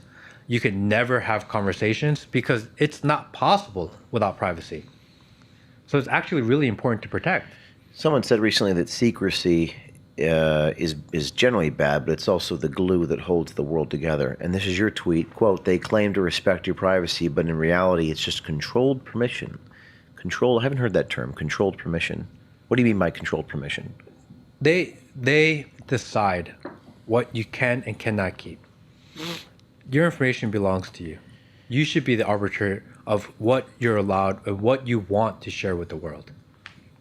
So what is a VPN in terms of VP.net? Tell me about VP.net. So, a lot of people have heard VPNs before. I think something like 30 or 40% of the country use them in order to mask your identity online. But the problem is that all VPNs are trust-based systems. So you are trusting that this company who has access to your data, to your information, to your activity, that they will never share, compromise, lose, or backdoor your information. In 2025, that idea of trusting another company to do the right thing with your information, it's crazy. Because time and time again, given the opportunity, they compromise you, whether they do it intentionally or unintentionally. So we invented a brand new systems architecture where it is impossible for us as a VPN provider to see your activity online. If we can't see it, we can't sell it, we can't lose it, we can't share it, we can't... You can't see the data. We can't see it. And I think that's how privacy should be, because if you're just shifting your information from the ISP or the government having all your data to a random third-party company, you're not any more private. You just shifted that responsibility. No one should actually know, because privacy is binary. You're either private or you're not. There's no such thing as kind of private. But if VP.net can be engineered so that it is not predatory, why aren't other people doing that? That's a fantastic question. I think it's because most privacy companies don't actually care about your privacy. Because if they did, they wouldn't want to know. Again, privacy means that we as a provider don't know. Otherwise, that's not private. So you're using your public image to promote this new entity, this enterprise, and Correct. sell it to... Who are your customers? It's literally anybody. Anyone that cares about their privacy, anyone that cares about their digital sovereignty. I think this is something that everyone should be doing. Because again, you have to be able to control what's out there in the world. It's actually dangerous. For example, if you go to a hotel or you're on public Wi-Fi, that's probably one of the most dangerous things you can do. You can connect to anyone's network and they can have access to So what you do. how is this not hackable? Well, it's not hackable because what we do is we route all the traffic through these hardware secure enclaves. It's something that no one's ever done before. And what it does is that you can't see in these cryptographic boxes. So we can't see, even if you were to gain root access to that server, you can't see what's inside. This was invented for a very highly confidential key exchanges, etc. A lot of banks use them for the most private and secure connections. And we just figured out how to route network traffic through it. Interesting. I mean, it seems like a philosophical stance that you're taking. I mean, I think you have to care about your privacy. Again, you can never make any systemic change in the future if you lose your privacy. Which is why they're trying to take it. Scott McNeely said we've already lost our privacy. The founder of Sun Microsystems. And they say that, and they say, oh, they normalize this idea of data hacks. Because a lot of people say, oh, all your information is out there anyway, or the government can take it all anyway. And I don't think that's actually true. I think they just say that so that you don't care about it anymore and you kind of give up. But things that are important, you can't give up on. You think we have some examples of people who've hacked us, team? Because you know how they like, you know, if you're a public figure, they can just recreate your likeness and change one letter on Instagram and Facebook. Have you seen this before? Like we have a couple examples here, like this one. This is just, I don't even know. It's Beller Horpath O'Keefe Media Group. He's got 1,500 followers. Which is crazy. You know, we have 1 million or something, but they just make dozens of these copycat groups where they we're looking at right now a screenshot of someone with 1,005. Here's another one. This guy's got 5.8 thousand. This is James O'Keefe, but with lowercase k. It's like there's like every day another one of these things pops up. What's the solution to that? Well, these I don't mind. If you're a content creator, you actually want these because they are getting your information and your name out more. Oh, really? Yeah, I mean, it's the equivalent of having clippers for your stream or your podcast. But they DM the audience and ask them to give money, which that's fraud. Yeah, we have to just let people know: do not give money over DM. This is just common practice point. It's yeah, best a lot of them do two-step verification. DM me, telling me, "Is this you?" Yeah. But those are the people who have access to me. But this seems to be a common problem. Let's talk about like just AI tech in the future. How in your being the victim of these scams, kind of what your vision is of AI in the future. I think AI is really interesting because, well, there's two things about AI. One is that you need to be using AI because it's going to be the biggest creator of wealth gap I think the world has ever seen. Right now, a person that works really hard and person that kind of works, maybe you get double the output. So if you're a hard worker, maybe you work 60 or 70 hours a week, 80 hours a week. And a person that doesn't work hard maybe works 30 or 40 hours a week, right? So you get double the output. And that gap alone makes you more successful than the person that works less. Now introduce AI. A person that uses AI properly will get 10 times the output. And the person that doesn't work hard and doesn't use AI only gets the 1x the output. That gap is going to get so large because the people that use and leverage AI properly will get so much more done than the person who doesn't. More so than the guy versus works hard and not work hard. That's a 2x difference. But now you're talking a 10x difference. So there's a lot of people that say, oh, I'm going to use AI and it's going to replace my job, or I'm going to use it and I'm going to work less because I have AI now. That's a horrible way to look at it because you replace 1x with 1x. You have to replace 1x with 10x or 15x because the ones that understand it truly will get so much output that you're going to fall behind. So when they say, oh, the technology companies, they're going to lose their jobs because of AI. And I disagree completely. I think the best technology companies will get even larger because why would you reduce the amount of output and the people that you have because you got someone to replace it? No, you're going to take advantage of that, use your people that you have and make them do 10x the output. So the companies that kind of fade away will be the ones that try to replace their jobs with AI. The ones that grow the fastest will be the ones that amplify their work with AI. I've been using it for legal stuff, and I think ChatGPT is sometimes it makes up cases, but I hope it decimates the legal profession, the lawyer racket. Have you had to deal with lawyers in your? Yeah. Have you had to pay lawyers? Of course.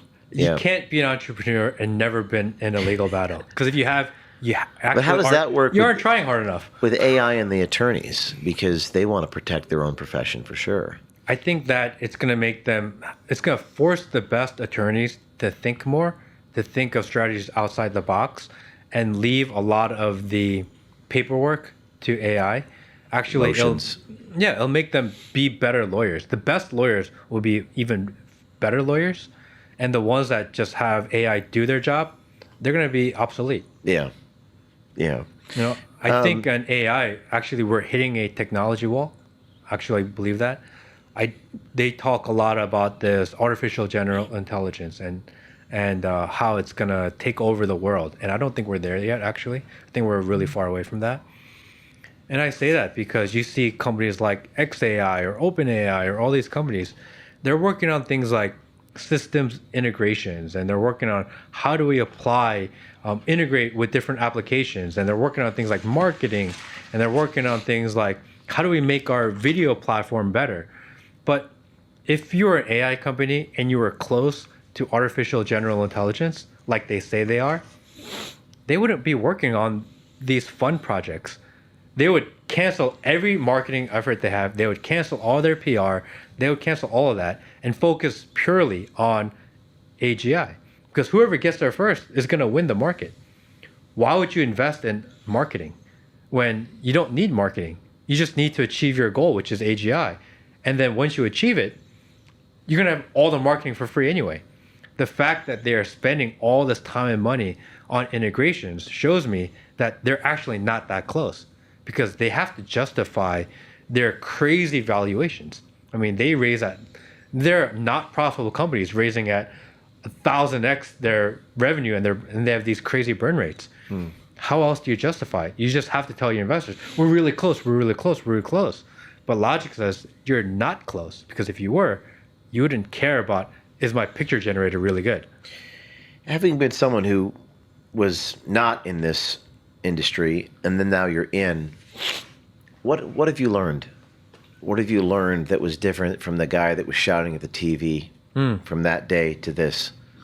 What has changed you?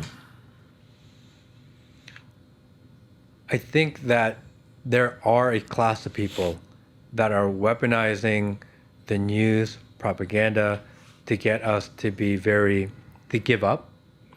We hear this word or this phrase, black pill, make it feel like there's no hope. And I adamantly disagree. I think that there is hope. I think people are inherently good. I think they want people to feel like people are bad, and they want you to give up. But while you give up and while you stop trying, they are working extremely hard to get ahead. And I think there's an opportunity for people to take back their right, their freedom, to take control of their own lives, fully understanding that the people we fear are actually not as far ahead of us as we think they are. That's why they want us to believe that they are so much more powerful. That's why they want us to believe that they have all these different technologies. That's why they want us to believe that you are nothing and they are everything. That's why they try to separate us, because they fear us. And I think if we organize, I think if we stay, if we don't lose hope, I actually do believe that we have a chance. If we don't lose hope, well, that's a tale as old as time, but isn't it true that human beings are, this is according to Thomas Hobbes, the Hobbesian reality of human nature, that humans are naturally self-interested? I mean, the world is governed by people pursuing their own self-interest, desire for power, fear of death, pursuit of personal gain and pleasure. And in the Leviathan, he wrote that of the voluntary acts of every man, the object is some good to himself. State of nature, state of war, need for strong government, but just the idea that even the pursuit of happiness, the pursuit of life, liberty, and property, Thomas Jefferson, I mean, isn't it true about human nature, what he's saying? I think that we need to hit a generation of selfless sacrifice. At some point, people need to be willing to sacrifice their greed for the betterment of society. And we need to do that knowing that maybe we don't reap the benefit now, but it's better for the future. And I think that we need a leader that's willing to live and die by that message. Tucker Carlson. I think he would do that. You think he's going to do it? I think he should. I don't know if he will, but I think he should. I think that that's how he would lead. It's like self-sacrifice is almost what you need. Yeah, I mean, Trump said America first, getting elected. And I believe that he truly believes he's doing what's better for the country. But we are a country drowning in debt. How do you solve debt? You have to stop spending. But every president, they come in and they say, well, yeah, we want to fix the debt crisis. But I also have all this agenda I have to get across, or I have to achieve, in order to make my presidency worth it, in order to be remembered by the history books. And if you're the president that says, I'm not going to do anything but save money, that's not a historically popular thing. No. But don't we actually need that? At some point, someone will say, my goal for the next 4 years is I'm just not going to spend any money. We're just going to save money, get back on track. And once we do, maybe the next president can benefit from what I did. Like, how amazing would that be, actually? But have we had a president that wants to do that? I don't want to spend money. I know that there's a lot of things I promised, or there's a lot of things we want to get done. But my actual goal for the next 4 years is I'm not going to spend any money. If anything, we're going to cut only and do no new spending. I guess that person has to be willing to lay down their life. They have to. It's like when they elect someone, do they put you in a skiff and do they show you there's a Zapruder tape of JFK being shot? And do they say, you better do what we say, lest you end up like this? You got to keep the war money machine going, because if you don't, then there's going to be a lot of repercussions. And at some point, someone will say no. Something happens to these people that are in government. They're not like you and I, though. The constant drumbeat of what is in this for me, what can this do for me, does something to a man, doesn't it? That changes you almost. I would be a horrible politician. Yeah. Because I would be removed so fast. And all the people working for you are like this. These are not self-sacrificial people. That's why I'm saying I don't know how that works. Even if you were to elect Jesus as the president, I don't know how that's going to work unless Jesus has disciples. And hell, Jesus had disciples, and even he was betrayed. True. So I'm not sure how that. I'm working this through in my mind. Just the idea of Hobbes, pessimistic, humans are selfish. But John Locke, more optimistic, humans are rational, and Rousseau, who believes society corrupts natural goodness. Somewhere in. If you want change, don't you have to be willing to try something different? Yes. Because there's that old saying that everyone says, the definition of insanity is doing the same thing over and over again, expecting a different result. Aren't we insane? In what sense? The spending of the money? Yeah, spending of the money. Forever wars, and wars never end. And we say we don't want to do, especially on the conservative right, we don't want to do these social programs, but that doesn't make sense. Like, we wouldn't take care of people. I think most people do. Taking all these taxes, giving all these benefits to the establishment companies, and it's just never ending. Mm-hmm. At some point, someone has to say, let's just stop all of it. Let's recalibrate. Let's get back in check, at least on the money side. And then we can make a decision. But we can't do that until we recalibrate. We need to find out where our baseline is. And a lot of politicians come in and they just add on top. How can you fix a broken system until you fix the broken system first? Trump said, I'm going to remove the deep state. Great. You can't do all these things until you remove the deep state first. You can't start your other programs and say, oh yeah, in the background, we're also correcting the deep state, because the programs are dependent on the deep state. There's an order in which things have to be done. You have to solve the problem that we have in front of us, which is we have a deep state. I think you agree with that. I agree with that. Most people watching people agree tend with to that. think that people go to D.C. to solve the world's problems, and congressmen are deciding what's good for society. No. They just pick winners and losers. A less abstract example might be people getting pardoned because they donated. How does that work? I mean, what?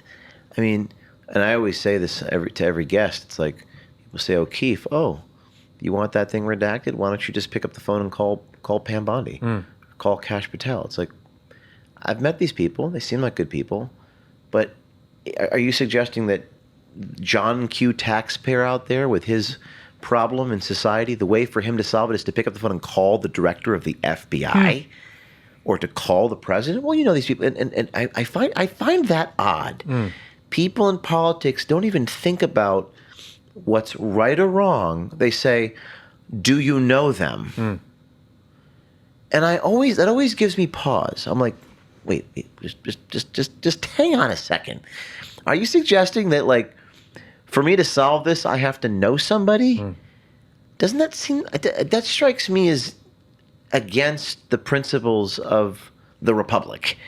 We have a separation of powers, like there's supposed to be we're supposed to be equal before the law.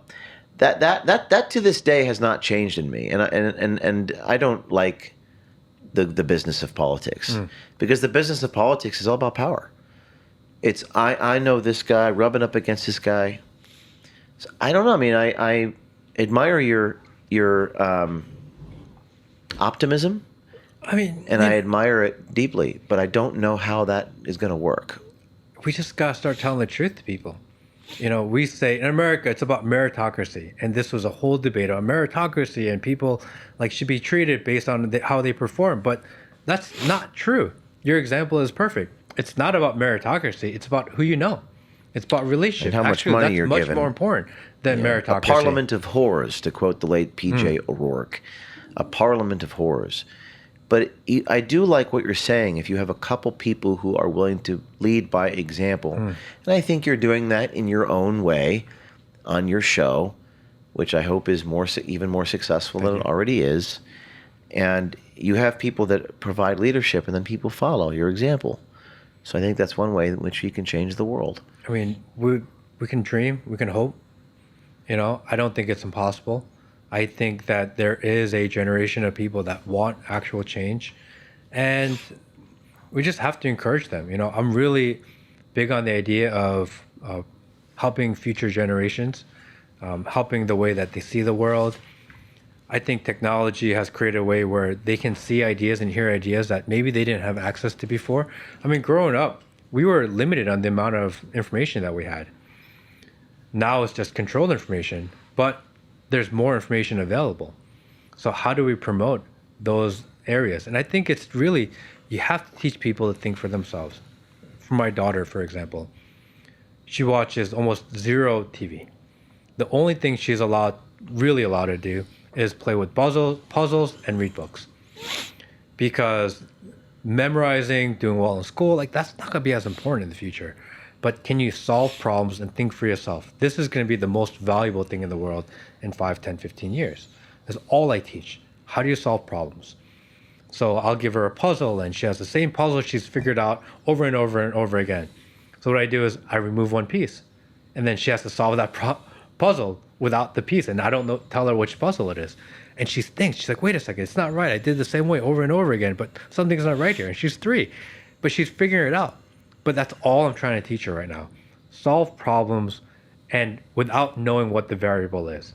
Because I think that's the value. And I think that's what we need to encourage the next generation to do, is how do you solve problems? And if people can retain their ability to think freely, to question, to constantly question, even more now than ever before, I think we're in good shape. Well, Matt, you said you had some questions for me. We won't be doing questions for the Q&A for the audience today, because we're not yet live streaming, but what do you have for me? Oh, I remember. Not to put you on the spot. Well, I remember that we had this video that you guys put out of questioning and almost, is that the right word, gotchaing the Attorney General? Pam Bondi. And that. You pull that video up, guys. Just the shaky video. Keep going. And that was one of the wildest moments I've ever seen on the internet. Me? Pam Bondi? Because why is that? Who does that to the sitting Attorney General? It's like, hey, I'm here, you can put a target on me.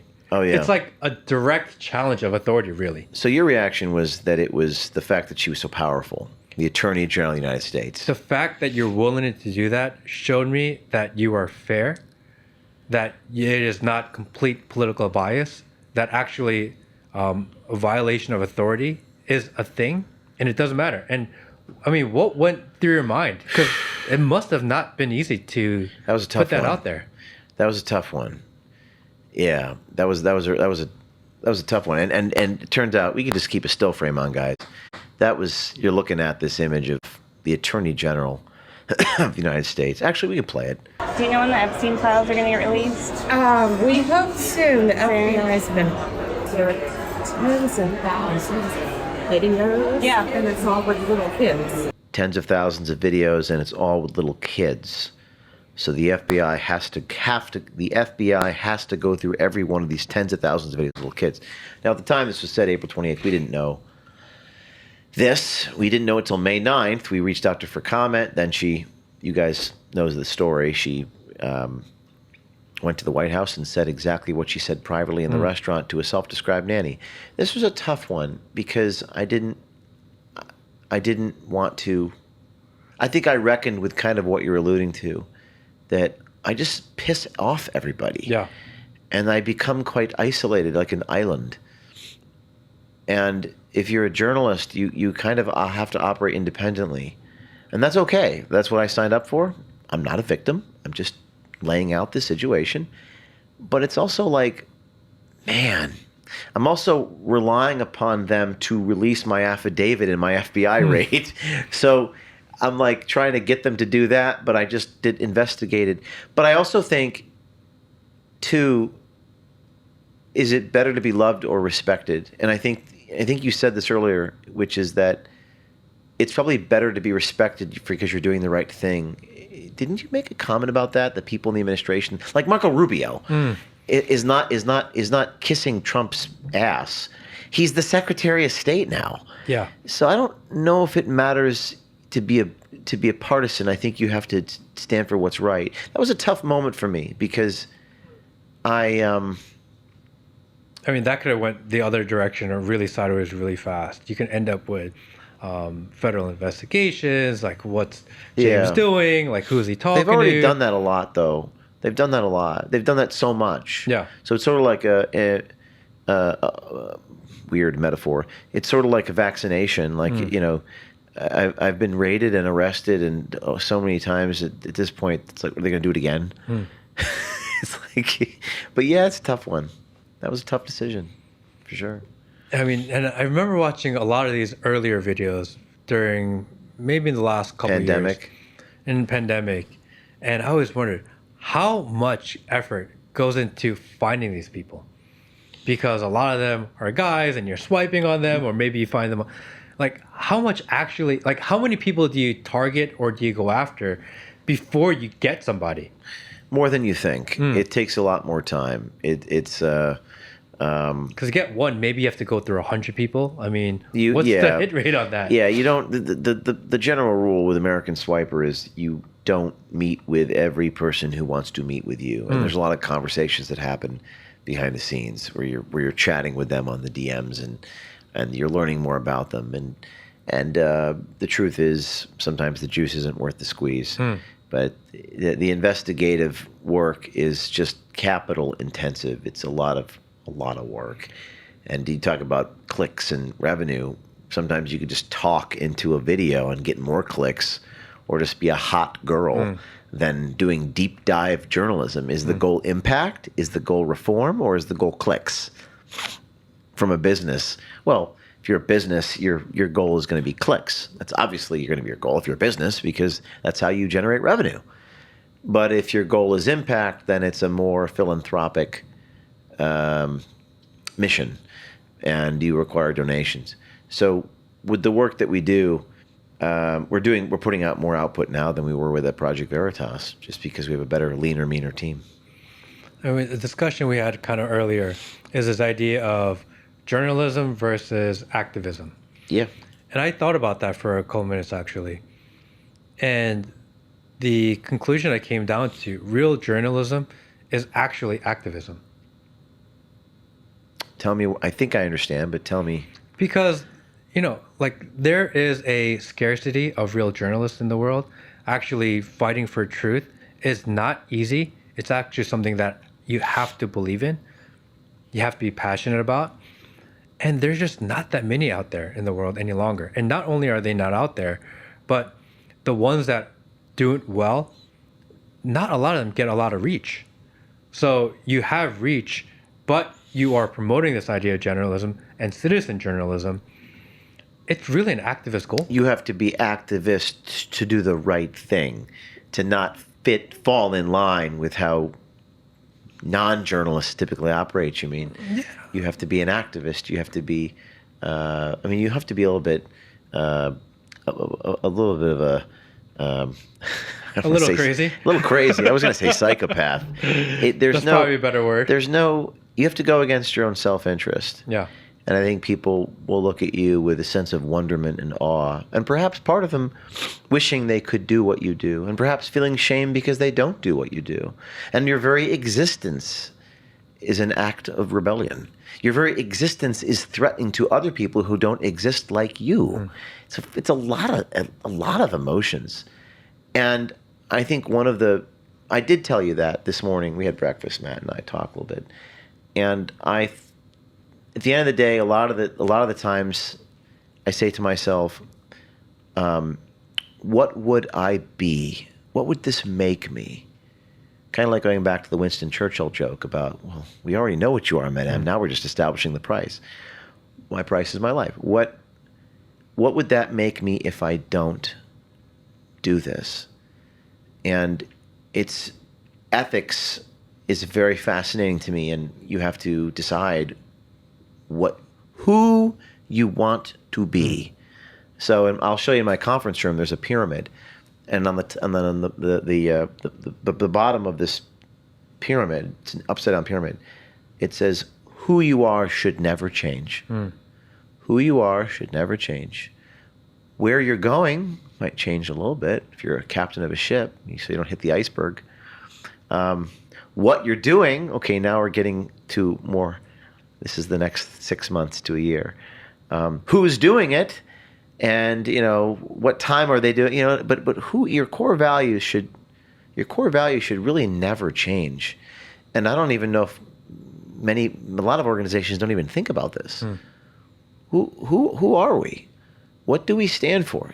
By the way, we're not hidden camera people. Hidden cameras are a technique.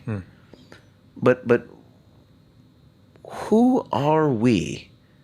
We're about truth.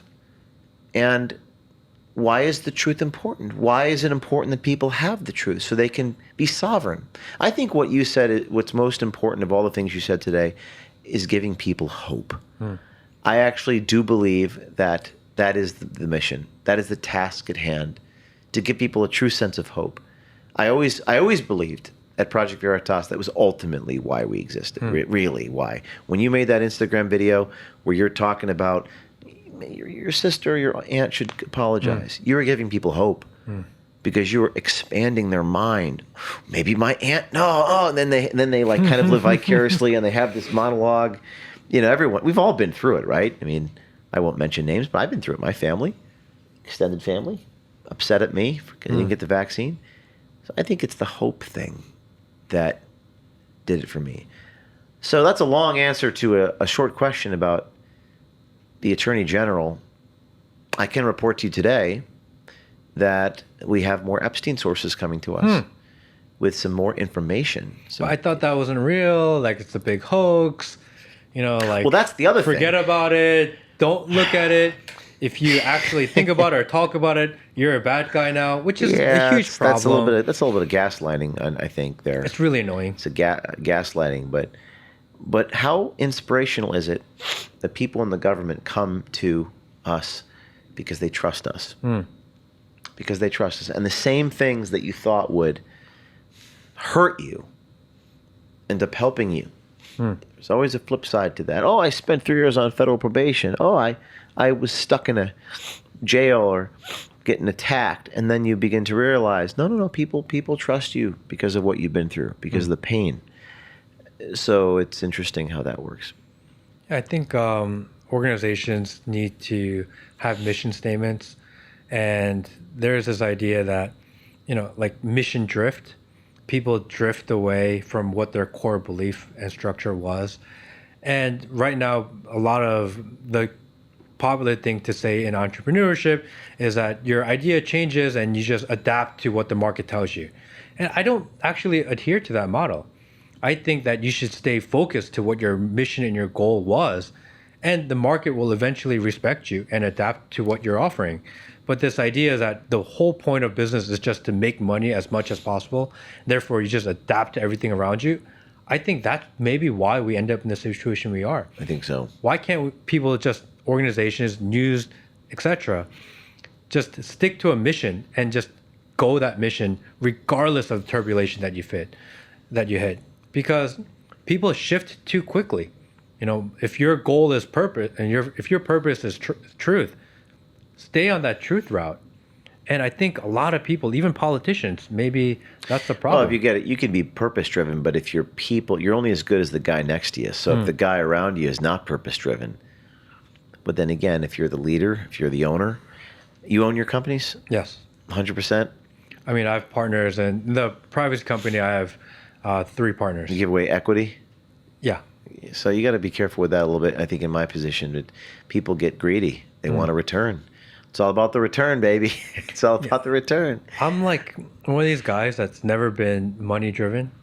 I like entrepreneurship for the sake of entrepreneurship, but money, I feel like money is one of those things that if you have good ideas and you've done this before, then actually making money, at least on a sustainable level, is not that difficult.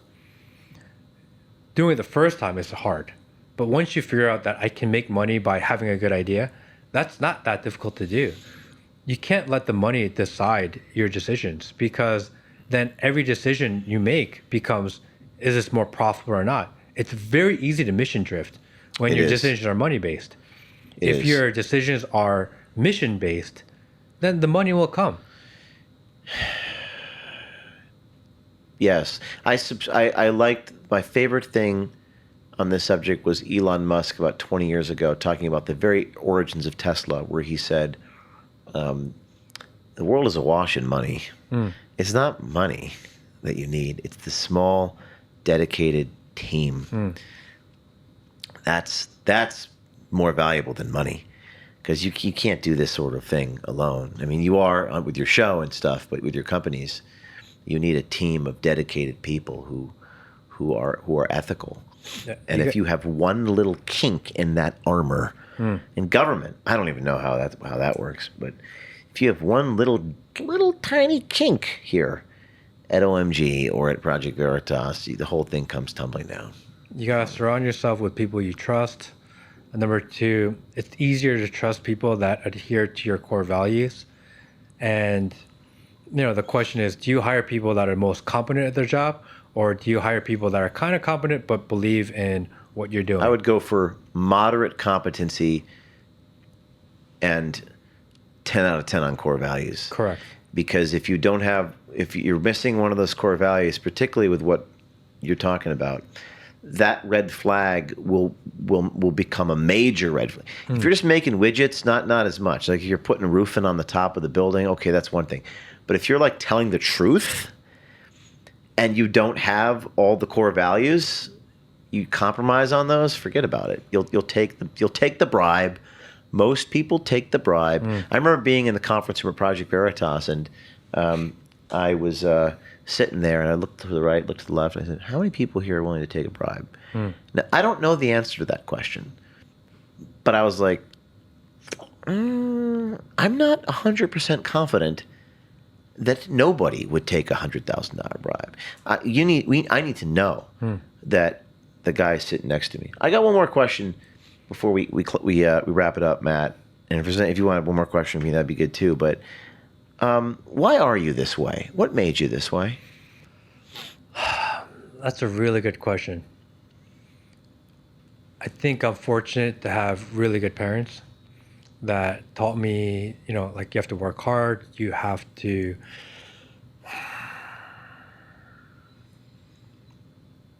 I don't know.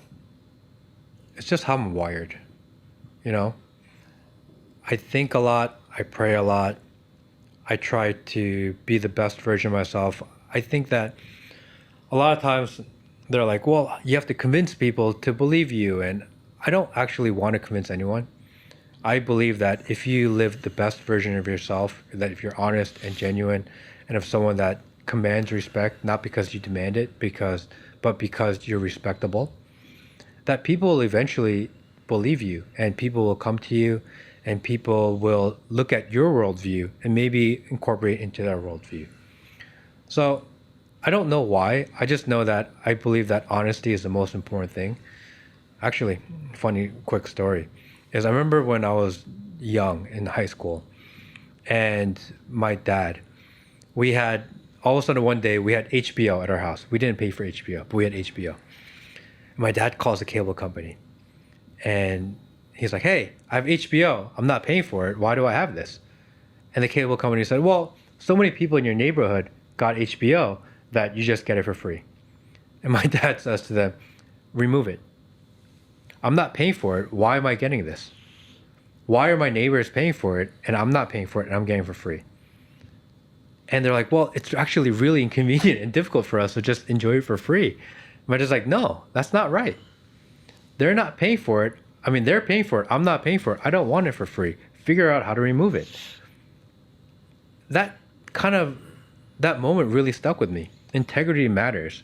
I don't want a handout. I don't want to do things the incorrect way. I think that you have to be honest with people, that you have to tell the truth. And that's the one thing that my father has always like drilled in me. You can do whatever you want in life, but you gotta tell the truth. Gotta tell the truth. Okay. After everything that happened with Project Veritas and going to now, there's been enough separation to reflect and think. If you could redo one thing in Project Veritas, what would that be? Well, they say in life that there's no regrets because it's your constant evolution. You're the great chain of being. Things happen for a reason. Things happen as they should.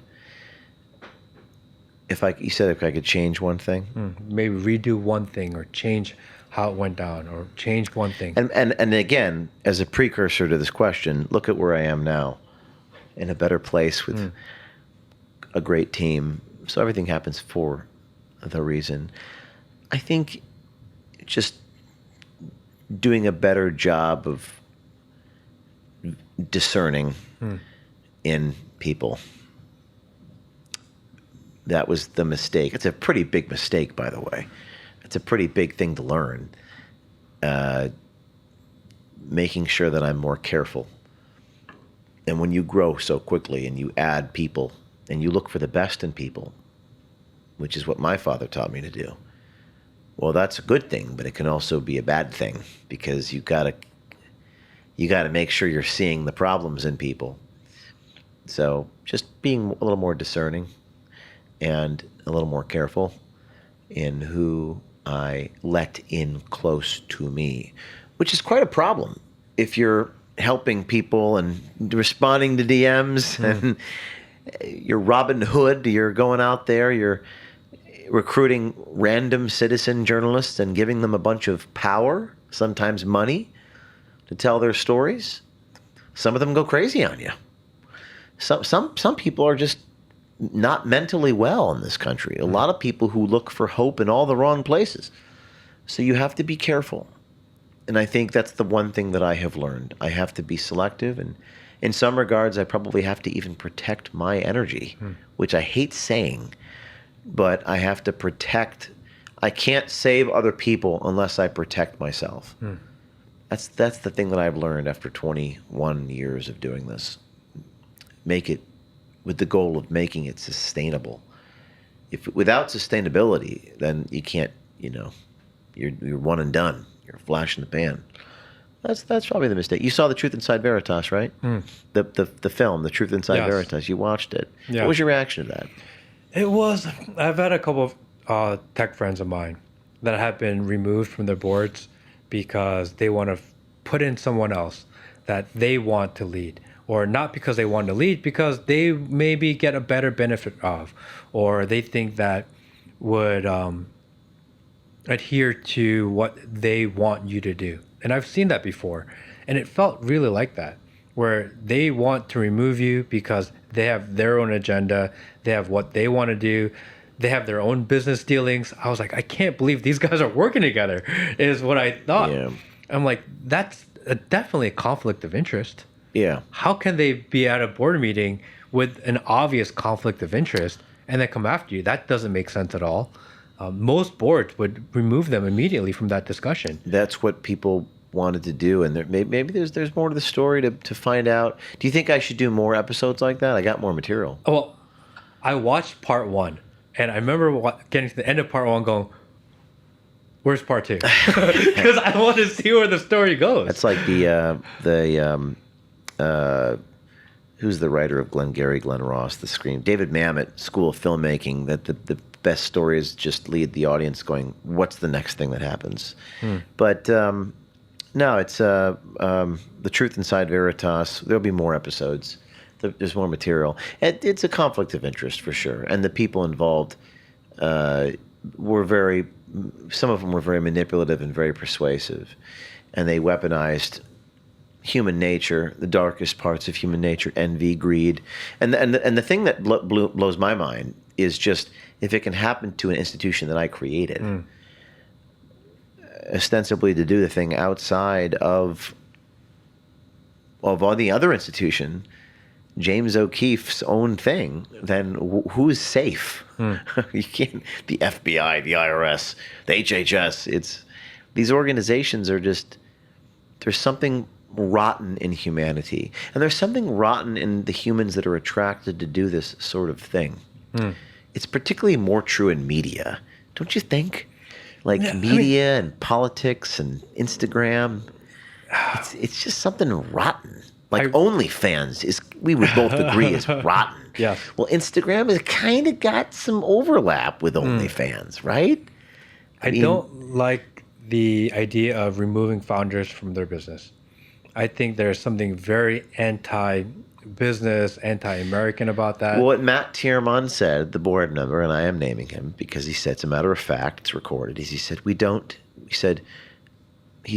need James O'Keefe anymore. We have 65 employees, and they're the ones who do all the work. What was fascinating for me, it was right out of the Marxist labor theory of value textbook.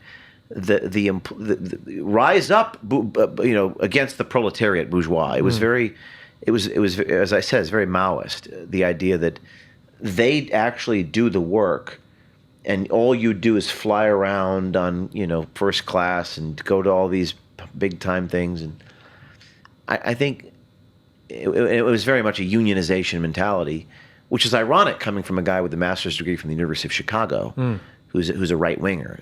That was one of the great ironies of my life. And then I started to go, whoa, this is not a left-right divide. This is a human nature divide. This is envy. This is greed. This is pride. All this sort of stuff you and I talked about. But I don't think people realize just how hard the boss works sometimes. No one ever does. I don't think the guy knows. They think, oh, he's in a he's out there in Los Angeles or Dallas, and he's having the time of his life, eating steak dinner. It's like, you know what the hardest part for me about the woman who said I stole her sandwich? I can't believe that was even a thing. No. They're still, and by the way, Matt, they won't admit they're wrong. To this day, they're still on X litigating this. They even got into it. There was a bag of sandwiches. You know what the hardest thing about that was for me? It was this. Even if, which I didn't even know there was the sandwich thing. I don't remember exactly. There was a plastic bag of sandwiches and someone drew the short straw. I was testifying that day. Even if it's true that I stole the sandwich. It's a lot of intent or took there. someone else's lunch deli sandwich by accident because there was 12 people and only 11 sandwiches. Let's admit it. What hurt so much was I was on the road 100 days a year raising money in hotel rooms all alone at 1 o'clock in the morning, getting back from a long ass dinner meeting. And then after dinner, there's dessert. And then you got to make a $10,000 ask so that I could raise the 10, 15, $20 million that all of these guys could go home with their loved ones at 6 p.m. at night and be in bed with their husband or wife. It hurt. It hurt. Because they're going to try to draw me in and now say this. And now we're keeping tally of who did what for who. But that's what hurt most about the sandwich thing. You guys don't it's like Michael Jordan said, and you didn't endure what I had to endure. You didn't go through what I had to go through. And that's okay. You're not the owner. You're not the leader. Fine. But the man in question weaponized this. He stirred him up like a cauldron, like a witch's brew, and manipulated. And I think you got to be really careful, like Jordan Peterson. Be mindful of those people. Stay away from those people. And do not hire those people because they'll make your life a living hell. Being a great leader is a thankless job. It requires selfless sacrifice. And you're not going to get the thank yous that you kind of hope or wish you get. But that's how you know you're doing it right. If you do it for the accolades, it's going to be tough to lead because you end up working for the accolades. I think that it's the burden of being a leader, is that you're never going to be appreciated. Give away all the glory, take all the responsibility. Yeah. That's what it is. Well, anything else? Appreciate you having me on. Thanks, Matt. Great to see you. Sorry for the technical difficulties. And everyone, stay tuned each week. My Price is My Life. Thank you. What is your price? Because if your price is not your life, then you are for sale.